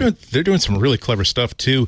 A user of the beta discovered that the always-on screen turns off. If you're an Apple Watch user, when you leave the room, the screen turns itself off because it realizes, okay, if he's not in the room, he's probably not going to be looking at the screen, so I may as well save some power. Isn't that smart? By turning the screen off. So smart. Love that. So don't, I mean, now Apple never reveals the battery sizes, but thanks to the Chinese regulator, we know how big they are, but fine. That's not really the issue. What else is going on? The Apple, this is take it, when Rene Ritchie was on Twit on Sunday, by the way, it was great to see him again. He waved hi to all of you. He said, now I can tell you, these rumor guys are terrible. So why'd you tell us then? Ming-Chi Kuo says, don't know if he knows. Ming-Chi Kuo knows. He's not terrible. He knows everything about the supply chain. He knows about the supply chain, so I would trust him on supply chain things. He says that initial sales of the iPhone 14 and 14 Plus are disappointing, not so good. Well, this is know your pundits, right? Know your sources. Ming-Chi Kuo has great supply chain sources. I don't know if he has great sources for direct sales numbers that would only be known to certain people inside Apple, probably, right? Like, I'm skeptical of that report, but you never know, because it does lead to them cutting back on hardware orders, right? If they think the sales are going to be soft. The Pro Max, he says, doing very well, as one might expect, because everybody wants Dynamic Island, right? Everybody's looking for the Dynamic Island. And maybe the better camera. But he says the 14... Now, the problem with the 14 Plus is you can't get it until October, right? Or later in September. I can't remember what the date was, but it was pushed back a couple of... I don't know. 3 days after it went on sale, I don't think that anybody outside of Apple has access to that. The stores. They're analysts whose job is to figure it out with a really stunning degree of precision without after it starts moving through the cash registers. They have to start the other things if they have cash registers. I don't think Apple stores have cash registers. This is the quote. Based on the current pre-order results, strong demand for the iPhone Pro models will likely last until at least November. But suppose Apple doesn't increase iPhone Pro orders afterwards. In that case, the potential order cut, and that's where his supply chain stuff comes into play, of the iPhone 14 and 14 Plus could offset Apple's revenue growth. I don't know. This is an analyst note, right? I could see maybe that people might. The problem is globally we're in bad inflation. For everything, the essentials are costing a lot more. Many people are looking at I would imagine, looking at the iPhone 14 saying, well, my 10S is fine, or my 11's fine, or my 12's fine. I don't need to upgrade. I would suspect many more than in previous years. So it's also really hard with the pre-orders to the pre-order crowd is not your average iPhone buyer, right? Like the average iPhone buyer. Like, we'll have a better idea, I think, when the quarter is over, because that'll include like the holidays and all of that. And you'll get a better sense when the next quarter is over. But like the people who are inclined to pre-order to do that thing at 5 a.m. Pacific, right? Like that is a very focused group, and you may learn something from that. But I feel like that is not going to tell you the whole story. Yeah. He does, I guess, a survey of some kind. His tweet was latest offline pre-order survey for iPhone 14 series in China. Oh, maybe because it's in China, they know more, right? They know all. The total allocation for 214 Pros, the Pro models, 85%.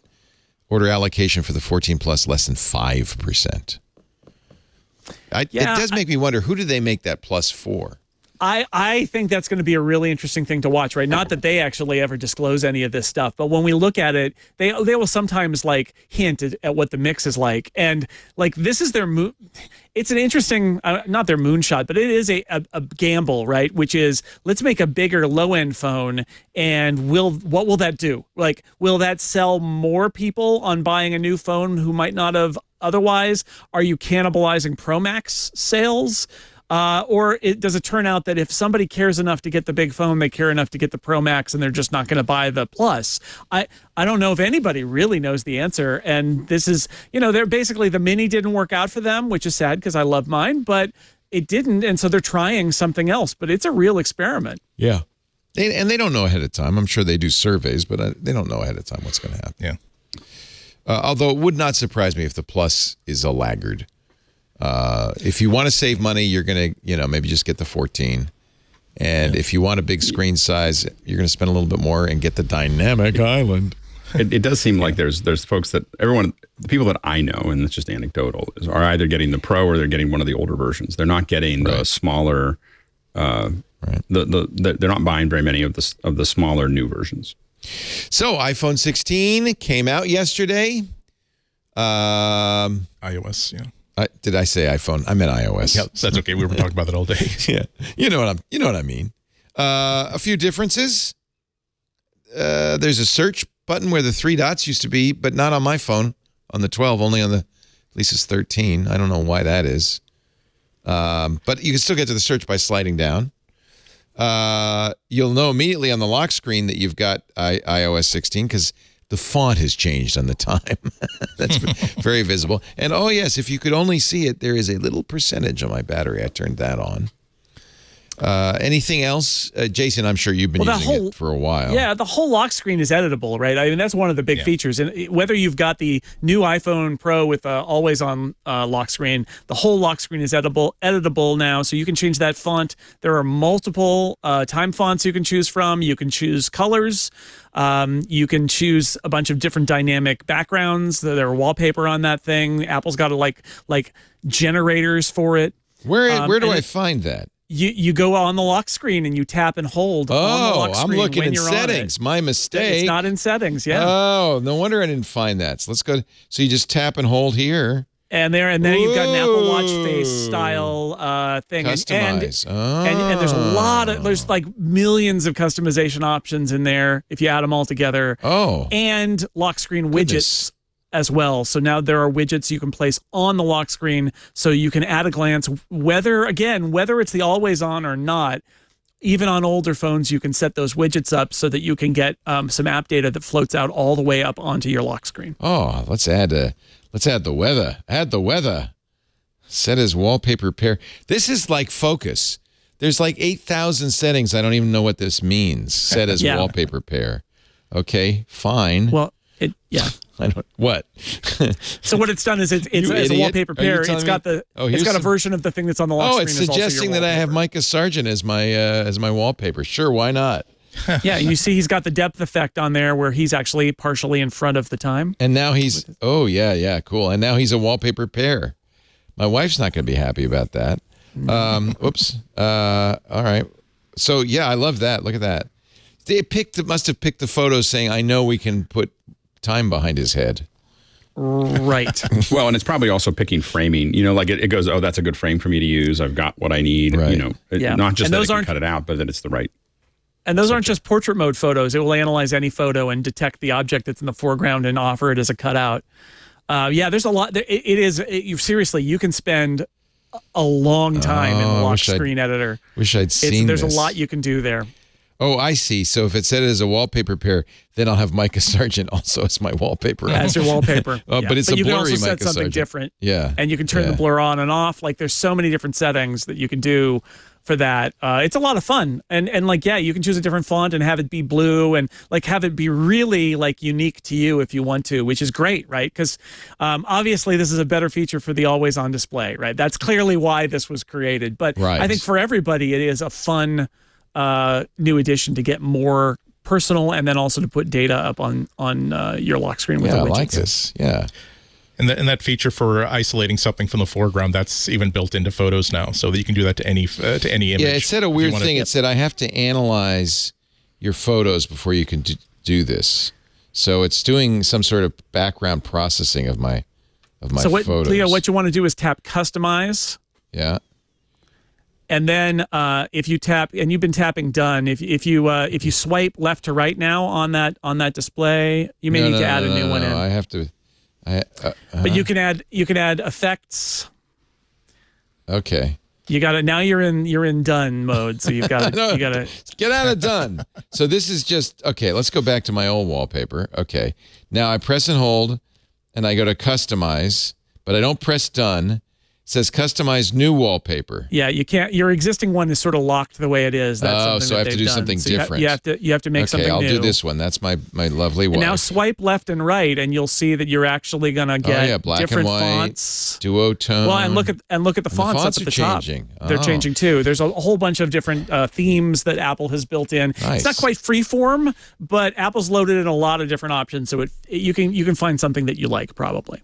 Including actually one of the other cool things they've done with the depth effect is that you can do a color cast and just add it to the background of a photo. So you have somebody in front of a background, you can make the background bluer or greener or whatever you want to. There's a lot going on. This is good. If I pinch it, feature. I can get her head in front of the time if I pinch it just right. Right, and if it goes too far and it's obscuring the time, it will pop it out of that mode. Now I can add widgets after I've picked. So let's put the weather in there. But can I move that around? I think it goes left to left to right, but you can drag them back and forth. Okay, and then okay, I can't. Okay, I got weather. There's a lot. News. Let's put some news in there. Well, okay. You're going to run out of space really quick because the widget area is just right. That one line that's right under. It'll fit two large ones or a few small ones. And I can't move that around. That's just going to be okay. I can only move Lisa around. Okay. Right. And when you add the widgets, she no longer pops in front of the time because she would obscure the widgets. Right. So it's decisions. It's all interlinked together, and then I can do this. It is. Yeah.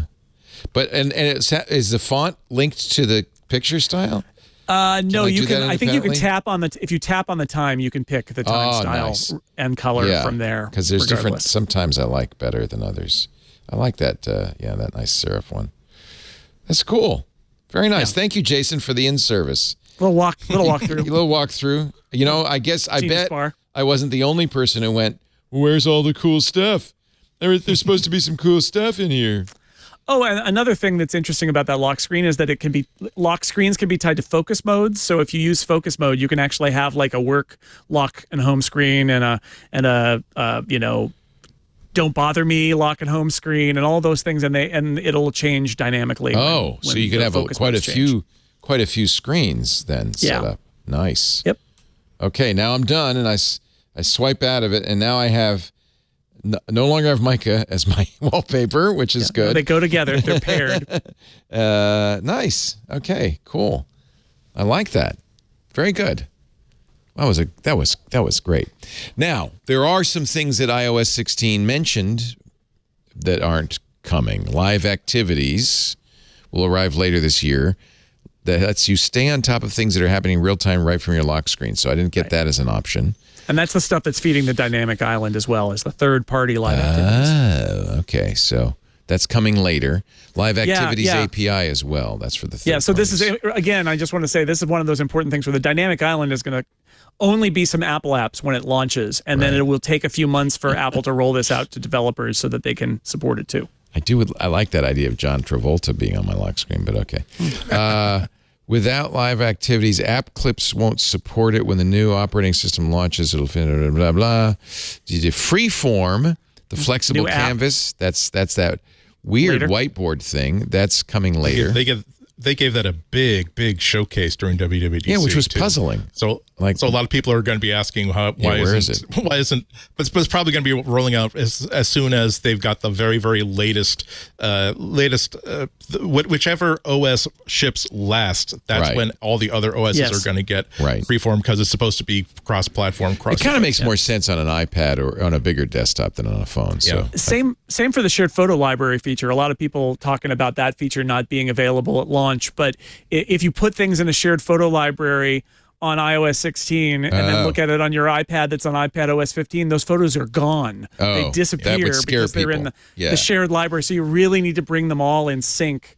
Like Andy said, whatever the last version is, I imagine it'll be iPad OS and Mac OS will ship simultaneously in October. Yeah. And there will also be iOS 16.1 at that point, and then all that stuff will be turned on. So, October, let's talk about it. apparently some people were told at the event, see you next month. So I'm going to take that as confirmation that there will say be. the other thing about these movies is that it is a lot easier for Apple to do the movie. The movies are a big thing, but they're not all bunched up. So you can do them. What's different now is from a production perspective, you could do them much closer together because the production might start way out in advance, but those are different teams and they're overlapped and there's post and production. And so they could do them at a much higher rate. They've probably been working on, the iPad, the new M2 chip, those videos for some time. It's just a different team doing it, right? Yeah. Well, and there's some things that'll be at the last minute and there'll be other things that, we know we need a watch animation, and the watch animation, like all the geometry has been done for a year. Right. So. Yeah, last year, you got the strong perspective that they actually literally pulled the iPhone segments out of that video and pushed them back a month and put them in the next video, right? It gives you the ability to drop things out and just move them somewhere else if you want to. Yeah. So last week we kind of speculated maybe October 18th because that's the third Tuesday of October.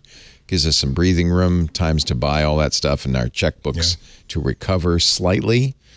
Also some breathing room for the October 6th event from Google. Not that it's going to be Google's going to be announcing a phone and a watch. God help them. So it's not as though they're really competing, but they'll probably want to get some air between themselves in that event too. I never thought I'd say poor Google, but I know. Poor Google. I'm beyond poor Google. I'm like, oh my God, it's like how many calories, how much of your CPU bandwidth, Google, are you spending finding new rakes to step on when it comes to wearables? Boing. It's like, and incidentally, they announced that they're not going to make a Pixel book. Jeff Jarvis's heart is going to be broken. They had a team. I think they probably were pretty close to having a finished product, and they decided to kill it. Unbelievable. Sundar Pichai has made it for the past. This is the summer of Sundar saying, "Hey, look, we are contracting. We're going to make sure that we're no longer wasting time, money, and effort and resources on stuff that is not necessarily a part of our central mantra." And if they figure that, hey, we don't need to make Pixel books anymore because we don't want to compete with people who are doing them better and cheaper than us, we're not going to do that anymore. I think that the problem really for Google of let's throw things against the wall and see what sticks is that. A decade ago, it was, or maybe 15 years ago, it was like, I can't wait to see what Google does next. 5 years ago, people we worked with were like, well, I like to give them a little time, like 3 to 6 months before we. Yeah. And then, 5 years ago now, or 10 years ago, that was like that. Then 5 years ago, it was kind of like, I'd like to see it run for a couple of years before I commit. Yeah. And now the people I talk to is just sort of like, no new things. like we just want to do this thing, and we'll see what they do because they're just so afraid that Google will cancel it, and they're going to. So that they don't want to put any effort into anything that Google does now because unless they really feel like it's bound to the OS and there's no way to take it out. But when they kill these projects, oftentimes very quickly, within a series of years. Rather than a decade or something, it really damages their ability to get new developers and people to jump on to what they're trying to do, which is what Apple's pretty good at because they don't do as much. They don't do as much, and they do it very slowly, and they're behind on those things. But then they just kind of crank like a big old tank, forward, and people know they can get on it, and it may not go as fast, but it probably won't stop. Google's in an interesting position though because if they had the most successful phone in the world, and I think the Pixel is a very good phone, but if they said, oh my God, we can't make them fast enough, we're every quarter we're getting 5% more of the market, 5% more of the market. Well, how does Samsung feel about that, and how do all the other Android device makers? I think when it comes to hardware like Chromebooks and like Pixels, they have to figure out we want to be successful enough that we maintain a presence and that we maintain a good example of how good this hardware can be when it works with our software. But if they are too successful, Samsung's going to say, well, guess what? We're putting another $1 billion into Tizen development because let's have our own operating system and see how well that works for us. The problem is that, like, for instance, when they have their software division build something that the hardware division won't put in. So when they had LiDAR, they didn't put it into the Pixel. And so LiDAR died years before. And then Apple came in, and it's magical. Because it's in many, many different phones, and it's something that they're building out, and it's totally useful. And Google was way ahead. Like it was, and I think that their LiDAR was at least as good as what Apple's putting into the phone now. But they were, and they just killed it. And part of it was they didn't put it on their own phones. Like we had to buy those phones from China, to do tests and do development on the for LiDAR on those phones. It was just insane. It just felt insane. Like you're rolling this out and you're not putting in your own hardware. Well, that was at a time when when they're doing the Nexus line, I think, and that's also when they were basically trying to make sure this wasn't a premium smartphone sort of thing. They were trying to keep the prices low so that they could be a good developer phone. But your point is very well taken, particularly with messaging. But yeah, for hardware too sometimes. Scooter X told me that I should update my phone now that I have iOS 16 on it because a lot of apps are updating. I noticed Halide 2, for instance, will have a lock screen widget, which they say is the most asked for feature of this high-end camera app. So I guess you can do it right from the lock screen, especially with an always on screen. That's going to be nice. Going to be nice. So just to wrap it up, October, we don't know when, we don't know what, but probably new iPads, new iPad Pros, new Macs with the M2 chip. Anything else? I'll be interested to see if the cadence. It'll be interesting to see. And the iPad, but I do think that the iPad and Mac Mini they've done that before, where they put both of those into the same event. Yeah, and which Macs will we see? I don't think we'll see. I don't know if we'll see the Pro in October. 16-inch laptop. I think it'll come later. M2 Pro or Ultra? No, I think the Pro might come later. I think it might be a December. And a Mac Pro later. Yeah.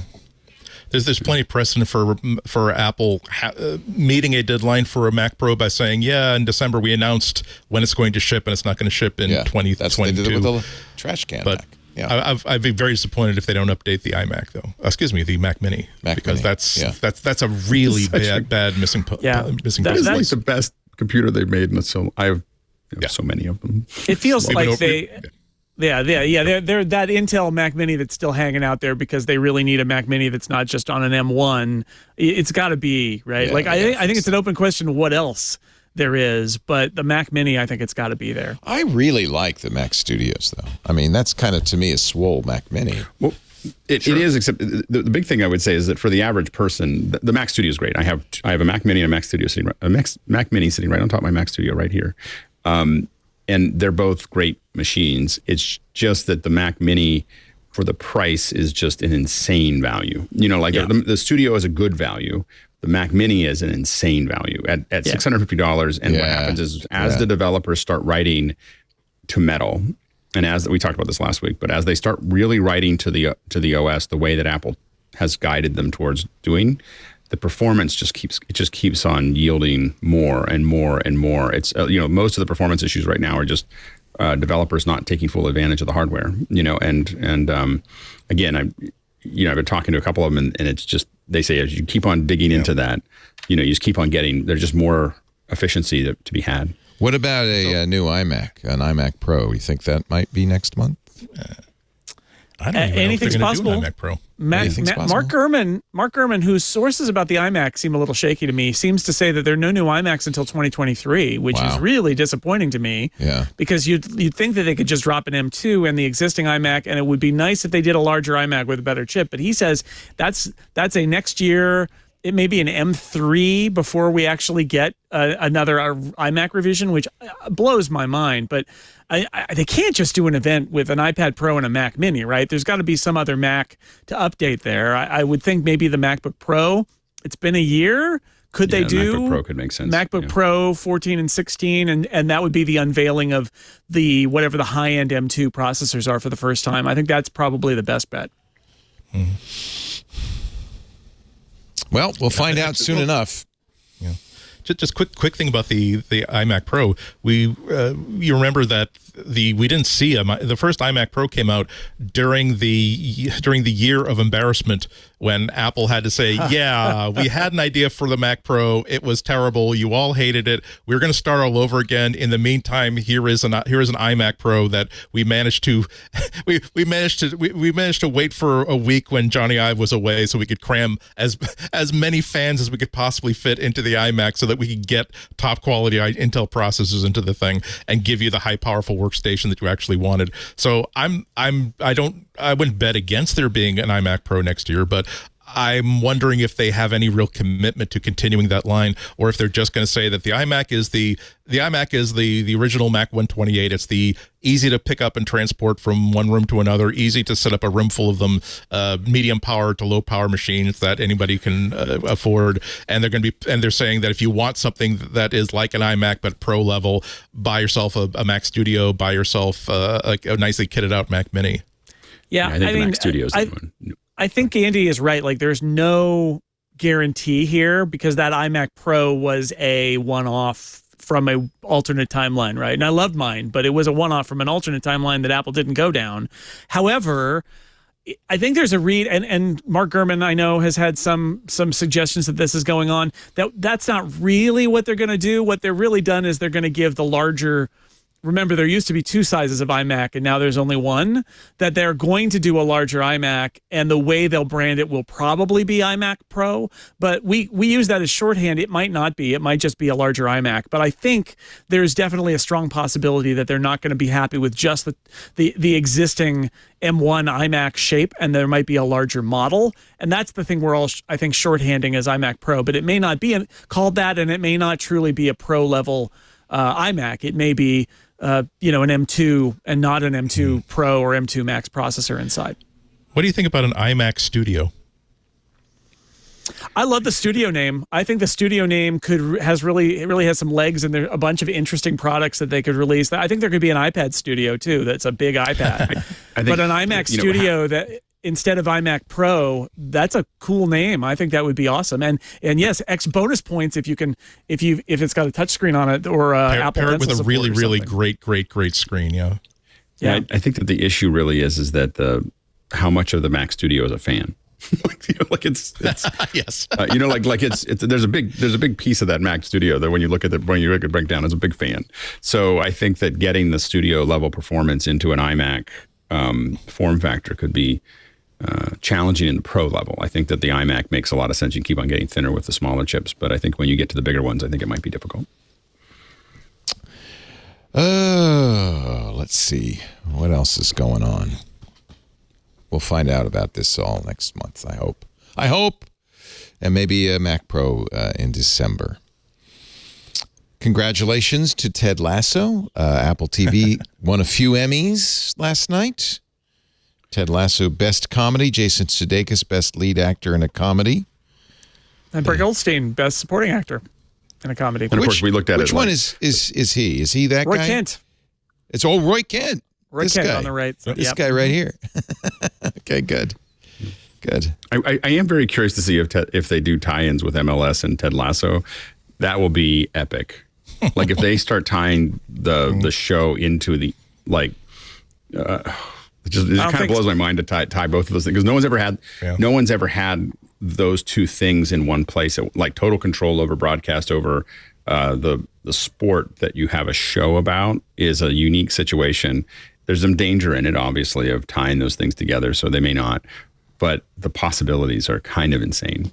So Severance took a couple of Emmys. Main title design, which was quite good for Severance, although I always skipped it after the first one, and music composition for a series. I guess they had music. Schmigadoon, outstanding original music and lyrics for the Corn Pudding episode, and outstanding short-form comedy drama variety series Carpool Karaoke. Gosh, I thought Severance maybe should have won more, but still. Tough competition, right? Tough. Succession deserved, I think, the best drama. What an amazing show that is. I'm just glad that Lizzo got to make an Emmy. Lizzo. That was good. Yeah. That was good.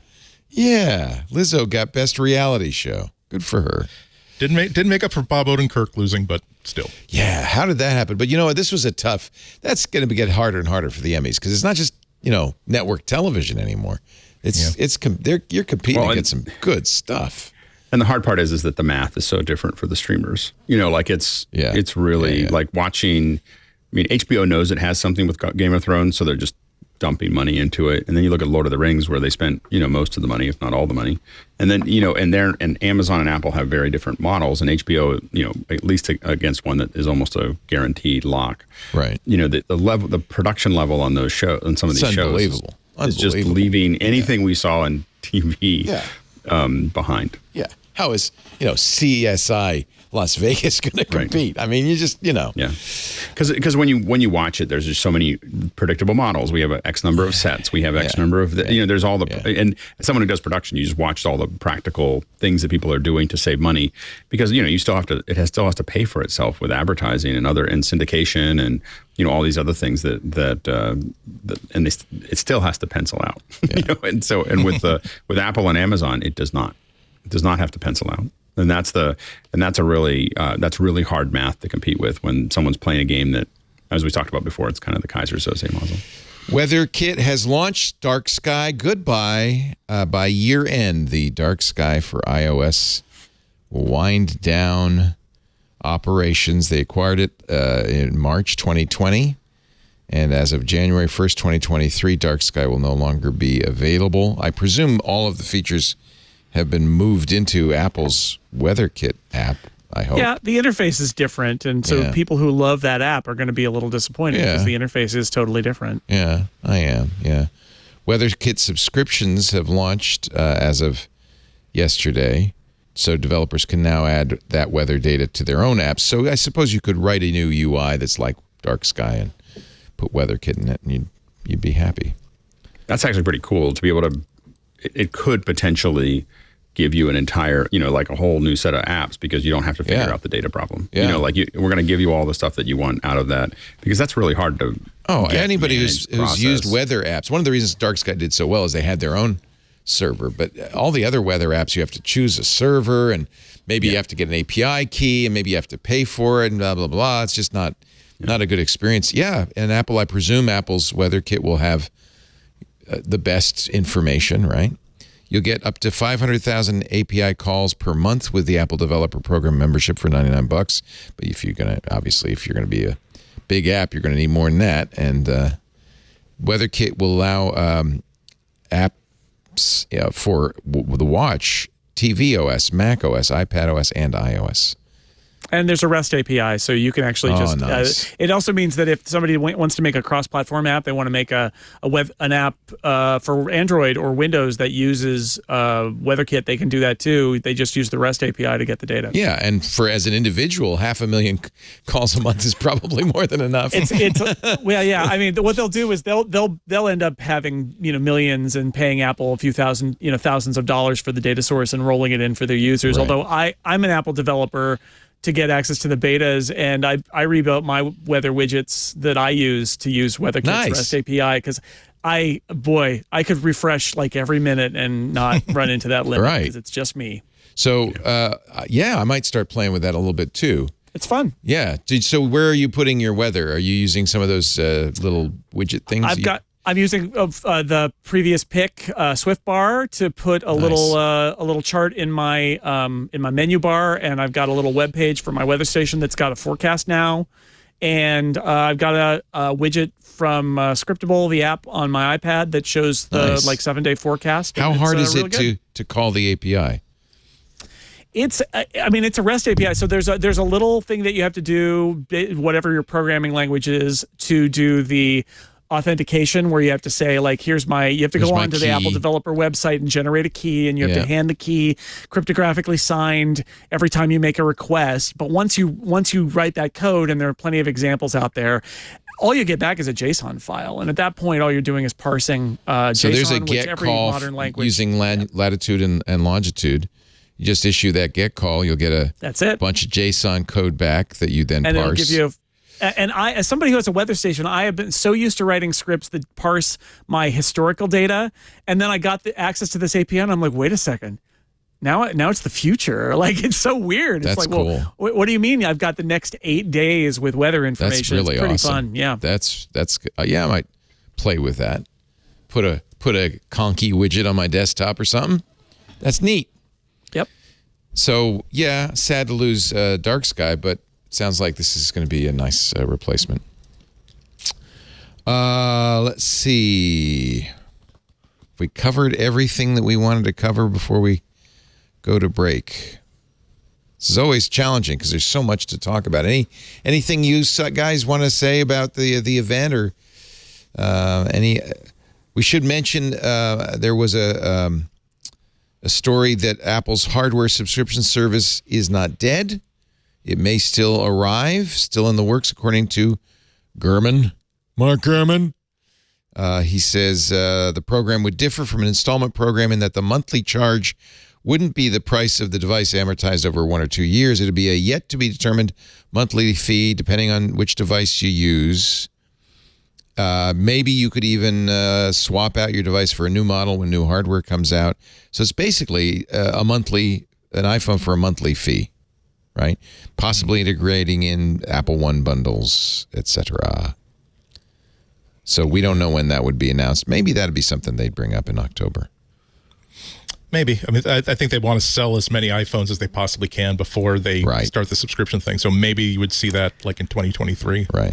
Yeah, I mean, you want to get over the hump, right? Of the last time you want to launch a new service like this is the moment where you sell your most iPhones, right? Because you want to shake out the bugs when it's at the low period, and then go into next year having shaken out the bugs. What's the worst? So Q3 or Q4? Holiday quarter, I think, is the worst for them because it's right after launch, and then that's their highest iPhone sales quarter is the holiday quarter. So maybe this summer would be a good time to do it. Even first of the year might be a fine time to do it because it gives them 9 months to be ready for the new iPhone launch. Yeah. Okay, your ride's here, so we better take a break.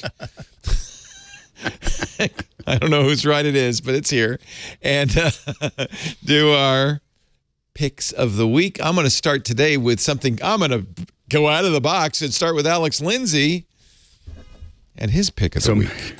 I'm super excited about this one. Yay. So anyway, we've been testing Zoom ISO. We've been using Zoom ISO. So office hours, our show, if you go to see the show, it all runs on a mixture of Zoom ISO and Isadora and everything else. But we basically pull all the 1080p feeds, so oftentimes up to 20 feeds out of Zoom, and then we put them into our switcher and everything else. And the key is, unlike the way 090 actually does events still, because we needed to be, we were not ready to jump into it yet. And the way that we do it here at Twit is that instead of going one device at a time, we use Zoomosaurus. We have a machine for each of you guys. So what we've done, what Zoom ISO does, is it lets us have a meeting where all of us can see each other, and there's half the latency, and we're just grabbing the file, we're grabbing everything from the back end and pulling it in so that we can edit it. So you still get an isolated camera, you get an isolated video of everybody, audio and video, and audio. And here's the thing: is not just that you get an isolated video. It's that you can Dante. So you can, or loop back or whatever. So you can take, I want these 16 people and I want all of those as individual channels going to loop back or Dante or Siphon or whatever whatever you want to do there. And the main that's thing for is real time, right? That's if you wanted to do real time switching or something, or. Well, so if we have Dante, it means that now I can control all the volumes. I mean, everything you're doing here, what we're doing here, we can do in Zoom ISO, except that our latency would be half of what it is now. And, there's a bunch of, and the other thing is that it's one, we have multiple, I have an 090, I have 16 computers so that I can have up to 16 people. The density here is 12 people coming out of a Mac Mini with two cards. It's just limited by the cards. And it's less than 50% CPU utilization. This is a base. What about Mac bandwidth utilization? Is it? Oh, it's up to 100 megs. So you can take 12 of them. You're going to be pulling 100 megs of data. You're not pulling all 12 streams out individually. Yeah. You are. Yeah. So you do need a lot of bandwidth, or 100 megs for 12 people. Yeah. So I mean, it's going to reduce the quality. No, it's actually higher quality. So they're using, because they've gotten out of the way. They're saying as soon as Zoom comes in, the raw video feed, they do a scale and then they give it to Apple. They give it, so it only runs on the Mac. You can get, if you're on a PC, you can use Zoom Rooms to get NDI. So they say a Mac Mini M1 has been able to achieve 8 HD outputs, a Mac Studio 12 HD outputs. Wow.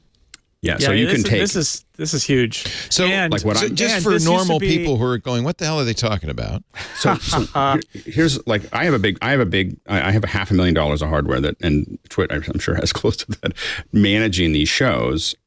what I'm building right now, I'm literally ordering the card this afternoon, or I'm not the card. I have the cards. I'm ordering one of the new SDI from Blackmagic, the little 8-channel, but SDI now, the Extremes. I can take a Mac Mini and take 8 outputs and put them into my Extreme. And now I have 8. I could cut my own show with super sources and all the other things. I can also send all the audio channels out. Can you cut it live? As individual? Yeah. You could. Yeah. Okay. Oh, yeah. Yeah. Because we like to So- cut it live because we want to reduce post. No, yeah, anything that that's the whole supports thing. NDI. And I wanted to throw in here that I'm going to jump on Alex's pick, but one of the great things about this is this company that built this Liminal. was a third party that was kind of hacking Zoom very weirdly, but they were bought by Zoom.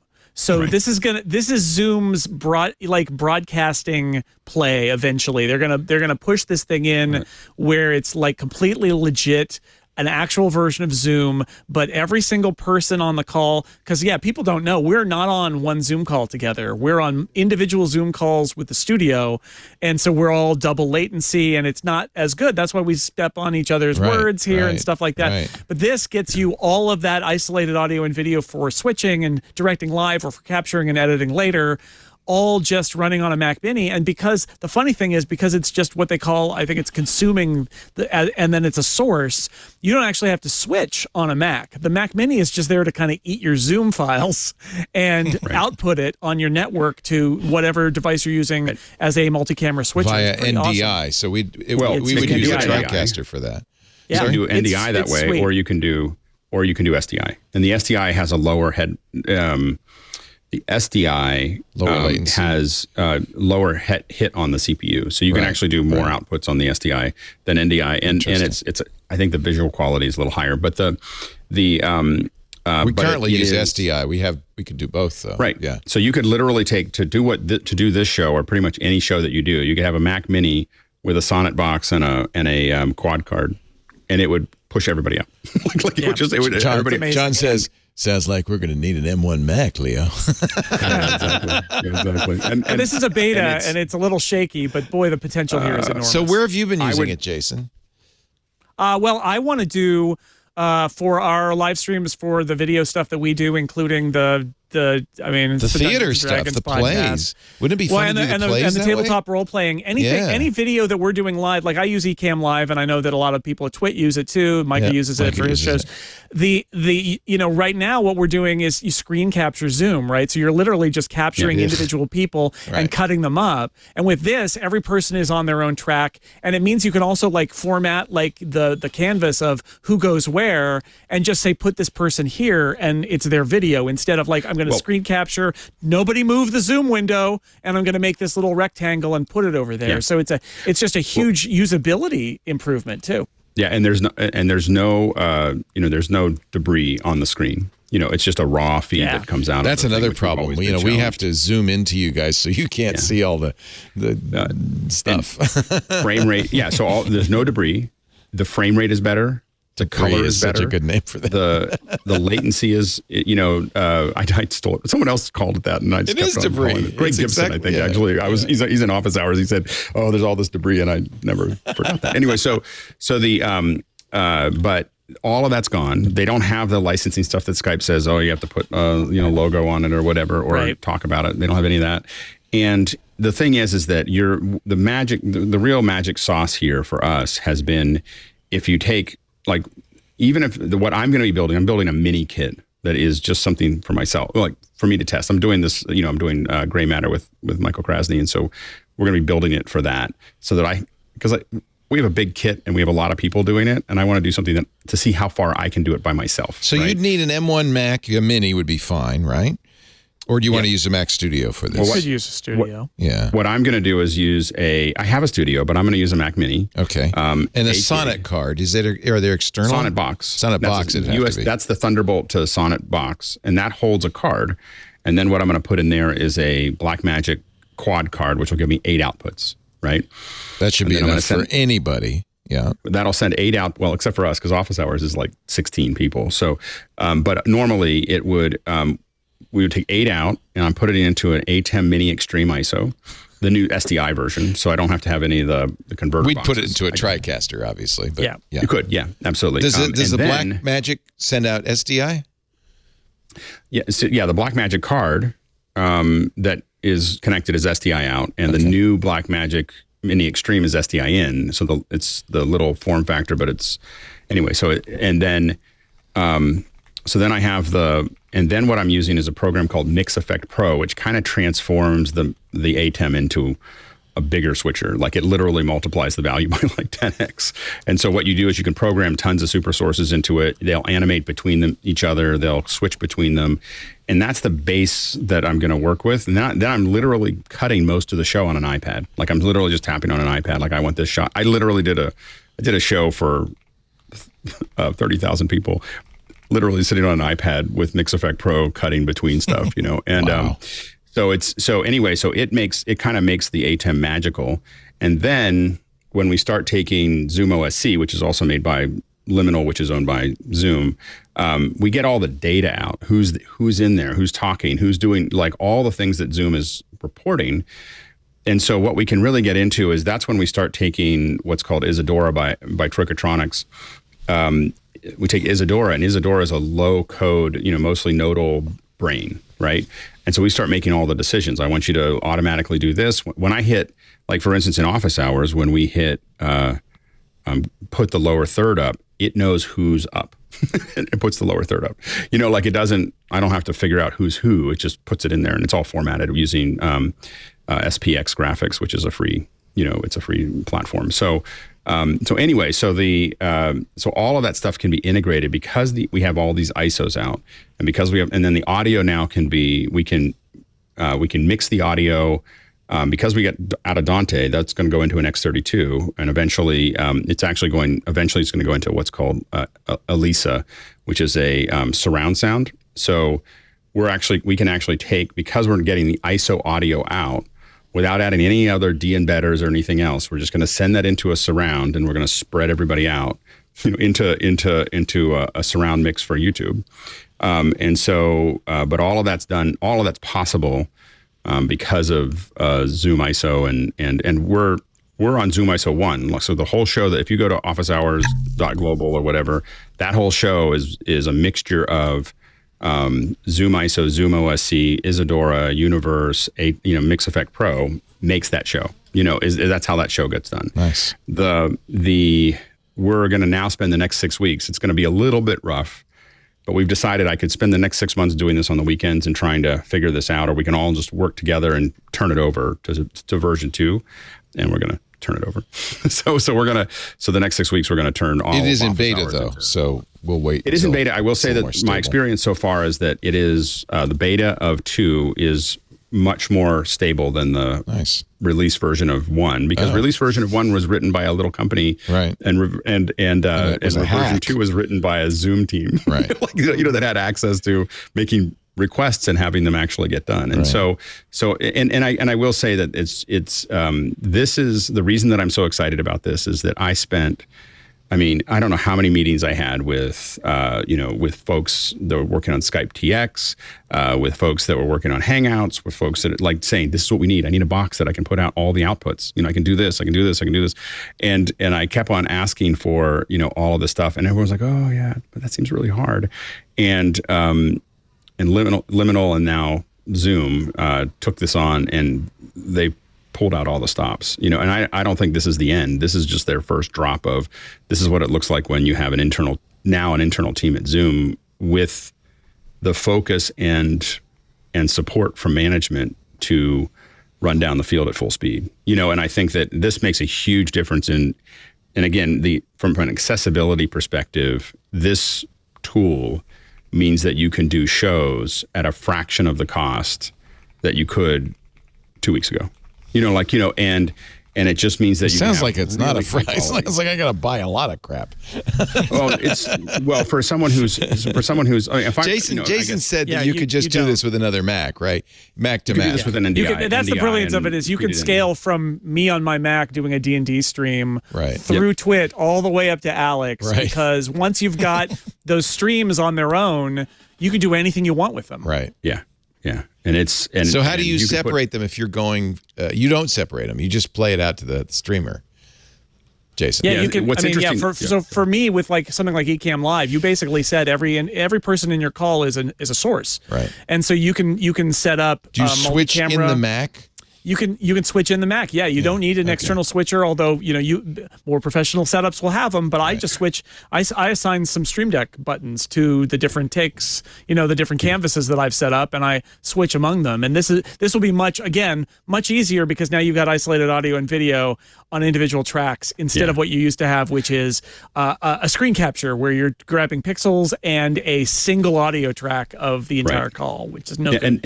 And the whether you're using Ecamm or Memo Live or other things like that on the Mac, or I still wouldn't use OBS on the Mac, but anyway, so the Ecamm or Memo Live are the two big ones. You can deliver those videos, they can cut them. They now, again, as Jason said, you now have ISO audio, so you can control the volume as it relates to everyone in between. You can also control sync. So one of the things that we're adding now that we have ISO audio, we're going to be pushing that all out into the X32, the Behringer X32, and then we can adjust the audio sync per person.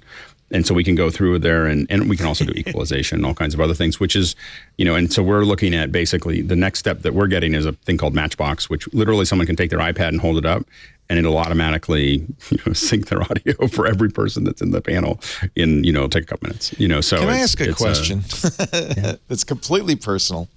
If we wanted to do the radio show that way, could we do that? Could we have people? What I really need is a lobby that people could call into, and then we could bring people up from the lobby into the show.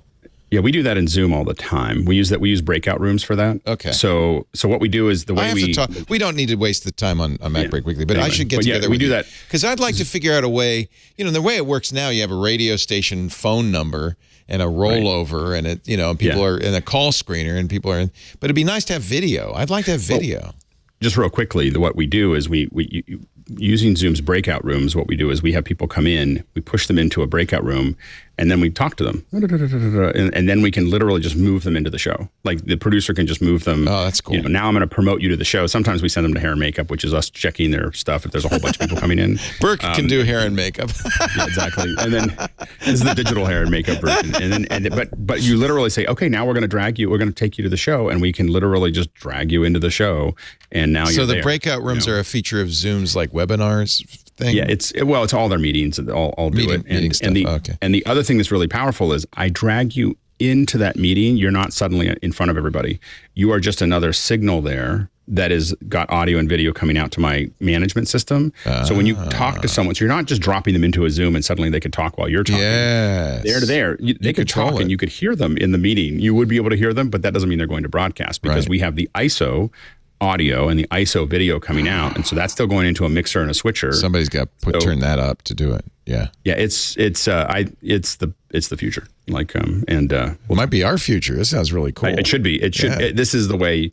This is, again, whether you're doing broadcast. I'm glad we moved to Zoom. I have to say, Zoom has been a much, much better choice for us than Skype. Oh, yeah. In fact, remember Skype tried to do something like this. They had that broadcast version of Skype TX. The problem was that the latency on the Skype TX box is actually much higher than regular Skype. Yeah. And it was never meant to be this. It was a game show piece of software that they bought from somebody else, Cat and Mouse. Right. And it was never rewritten. And what you're seeing here is a team that is meticulously rewriting things to take full advantage of the Mac architecture and squeeze out every ounce of quality that they can get out of it. Anything that would help our latency latency have become worse and worse would be worth it. Yeah. It's half. Yeah. Well, we'll figure it out. Anyway, that was a long pick, but thank you. Good. I apologize, everybody.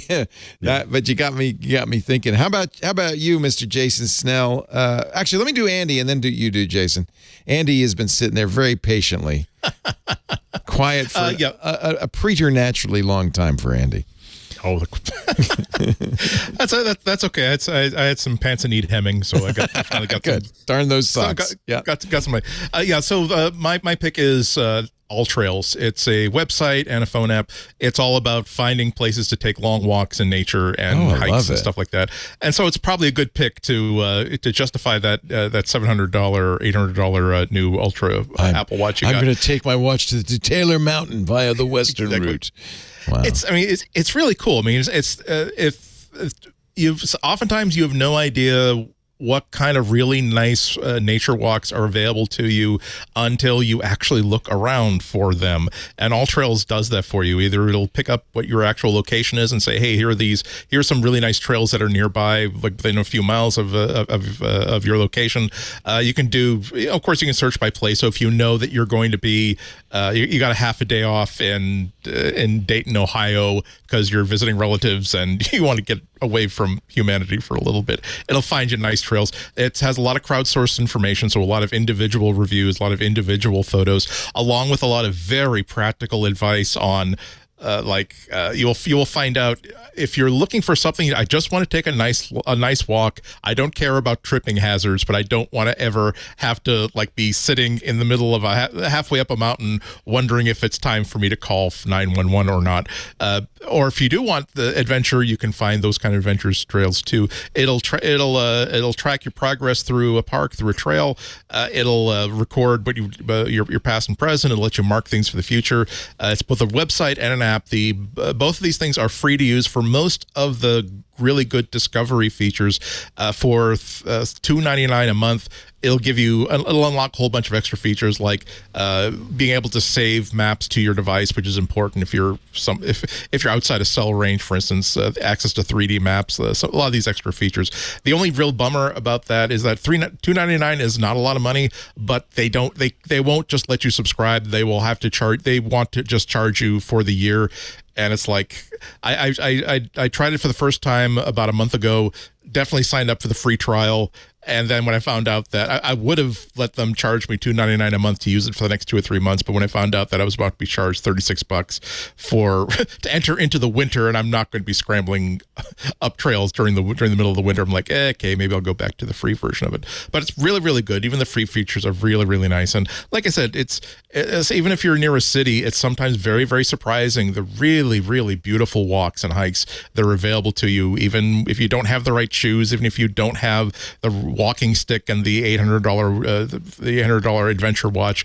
You can have a much better walk than you could with the mall walkers at your local shopping mall. I'm installing it right now because it found some really cool trails I didn't know about.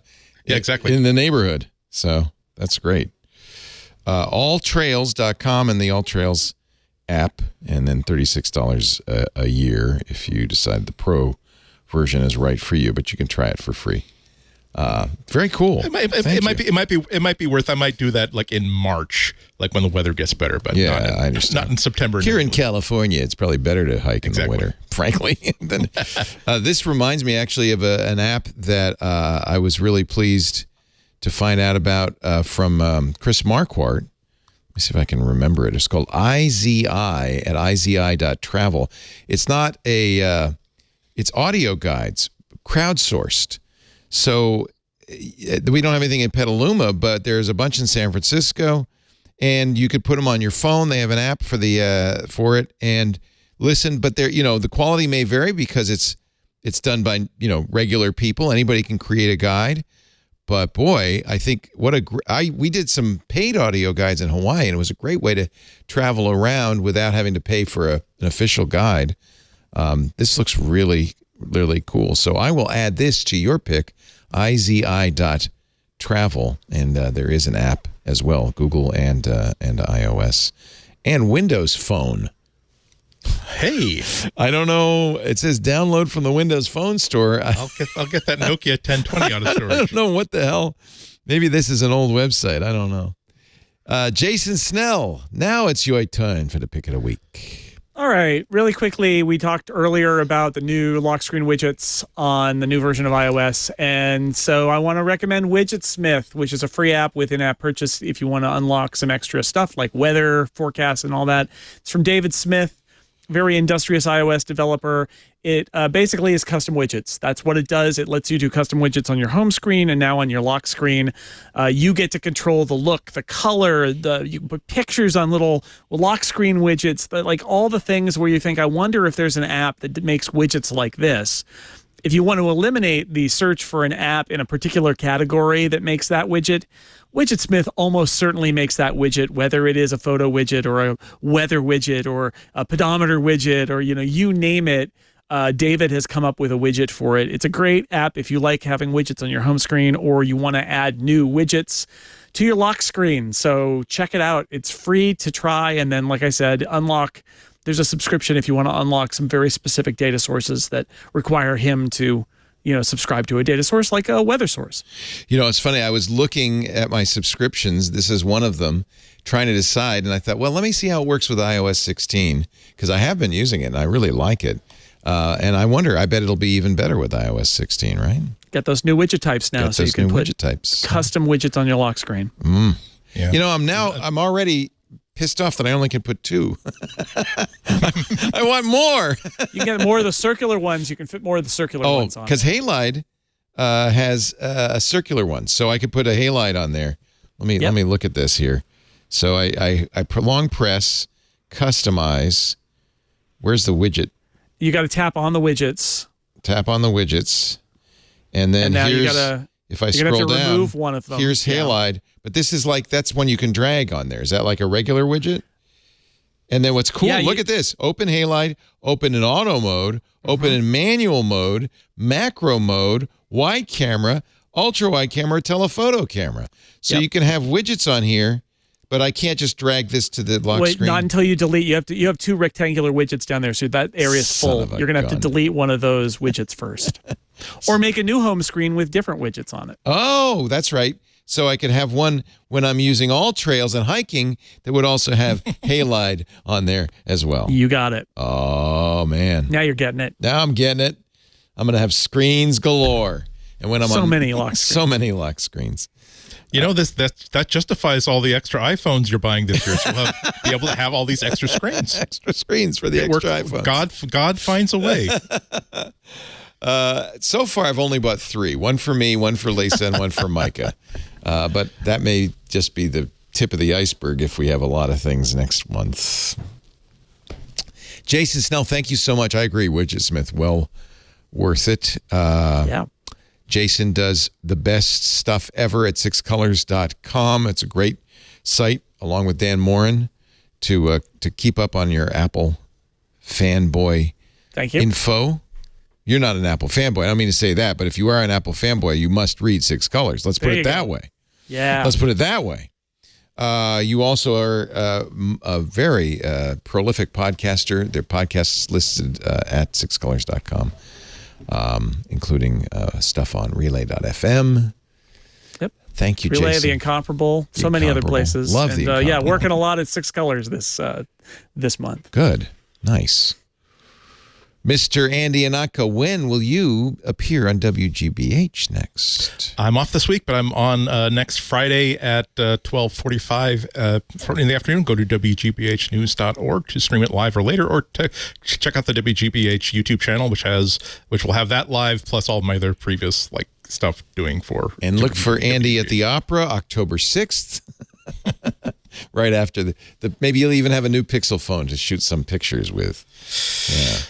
I hate to say it, as a happy Pixel 6 owner, if I had a new Pixel 7 in my hand, but I also had the new iPhone in the other hand, maybe I don't. I only have 2 weeks with you don't this. Need to eat. With this iPhone, yeah, it's you don't need to eat. I know. I hate temptation. You're supposed to resist it, but that's the least fun part. Andy does talk about Android things with Florence Ion in his Material podcast at relay.fm. And Alex Lindsay, he's easy to find. Just go to officehours.global, which is a 24-hour fest of stuff. The big morning show is the one you want to check out. This show today was on budget audio solutions, which is kind of It turned out to be really good. It was we were really just talking about lots of less expensive things that you can use and what to think about when you're buying less expensive than more expensive. So nice. And we, by the way, if you're interested in the Zoom ISO thing that we did, we grilled the part of the engineering team on Saturday at IBC. They came in live from their booth at IBC, and we asked them a ton of questions. There's also an IBC coverage there, which took it to we've done a lot of conferences. The IBC coverage that we did was kind of fun because we were doing live, going to people's booths and having panelists in Zoom asking them questions. Oh, that's really neat. What a great idea. I didn't think it was going to work. like the guys were like, we got this idea, we're gonna do this thing. I'm like, go ahead. Go ahead, do it.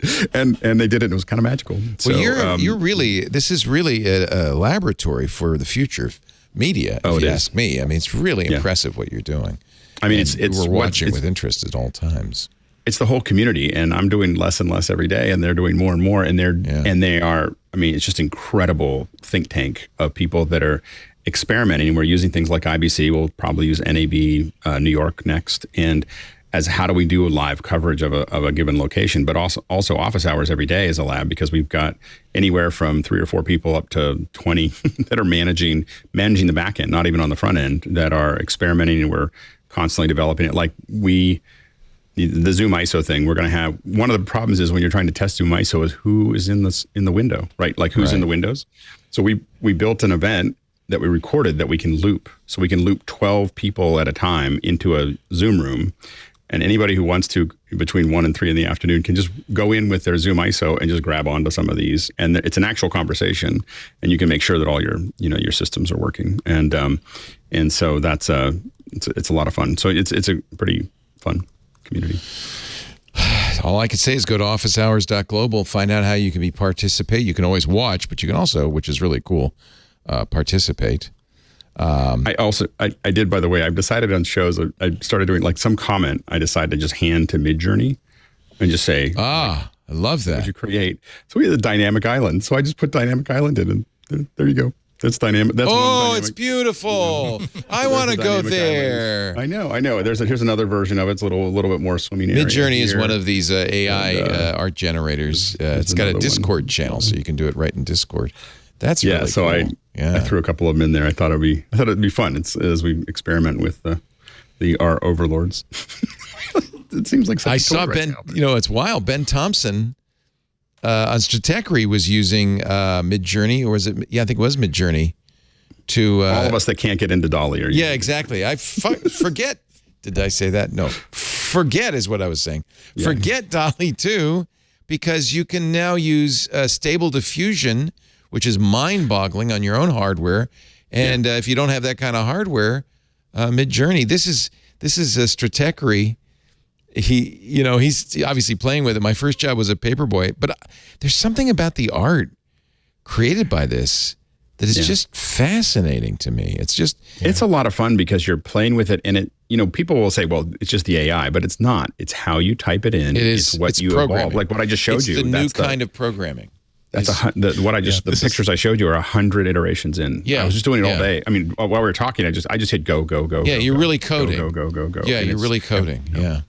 It's when you see the next generation of these kind of apps where you can say, okay, I want there to be more fallout on the ground there. Like I want the paint there to be a little bit rougher, make it flakier.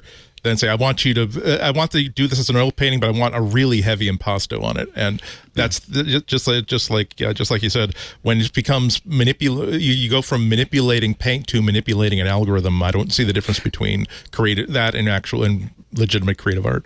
Well, Alex, send us that dynamic island. We'll use it as our thumbnail for the show. Absolutely. I'll see if I can get one we'll do one for the shows. So Can you have? This is what I really want. Alex, Andy, Leo, and Jason at Dynamic Island. Yeah, exactly. You guys are going to have to work on that in Photoshop. Okay. But I do think that the AI is, to me, it feels very much like synthesizers, and when we said, oh, well, those aren't really, and people create incredible music with them, but they're doing a lot of the stuff for you, and this is kind of building on that. So it's a lot of fun. Yeah. I'll send them to you. I'll send you a couple of them. Yeah, we've been talking a little bit about it. I think it's fascinating what's going on. I really do. It is the first time AI has actually seemed like it actually is somewhat alive to me. It's pretty amazing. Andy, by the way, Alex, 090.media, hire this guy. Just hire him. That's all. That's all I can say. Hire him. Alex, Andy, Jason, thank you so much. Great to have you. We do MacBreak Weekly. It's my first show of the week, Tuesday morning at 11 a.m. Pacific, 2 p.m. Eastern, 1800 UTC. You can watch us do it live at live.twit.tv. If you're doing that, you might want to chat with us live at irc.twit.tv. That's open to all. Of course, our Club Twit members are chatting in the Discord. We are having a great time as always. If you want to become a member of Club Twit, support the shows, get ad-free versions of all the shows, get access to the Discord, which is a community which transcends Twit, plus the Twit Plus feed with all sorts of interesting stuff. Shows we don't even put out for the public, like Hands on Mac with Micah Sargent, Hands on Windows with Paul Thurrott, the Untitled Linux Show with Jonathan Bennett, Stacey Higginbotham's Book Club, The Giz Fizz with Dick D. Bartolo. This is, I think, a great deal for $7 a month. Go to twit.tv/clubtwit. Twit.tv/clubtwit. That's it for MacBreak Weekly. I hope I'll see you here next week. But meanwhile, it's time to get back to work because break time is over. Darn it. Hey, we should talk Linux. It's the operating system that runs the internet, but your game consoles, cell phones, and maybe even the machine on your desk. But you already knew all that. What you may not know is that Twit now has a show dedicated to it, the Untitled Linux Show. Whether you're a Linux pro, a burgeoning sysadmin, or just curious what the big deal is, you should join us on the Club Twit Discord every Saturday afternoon for news, analysis, and tips to sharpen your Linux skills. And then make sure you subscribe to the Club Twit exclusive Untitled Linux Show. Wait, you're not a Club Twit member yet? Well, go to twit.tv/clubtwit and sign up. Hope to see you there.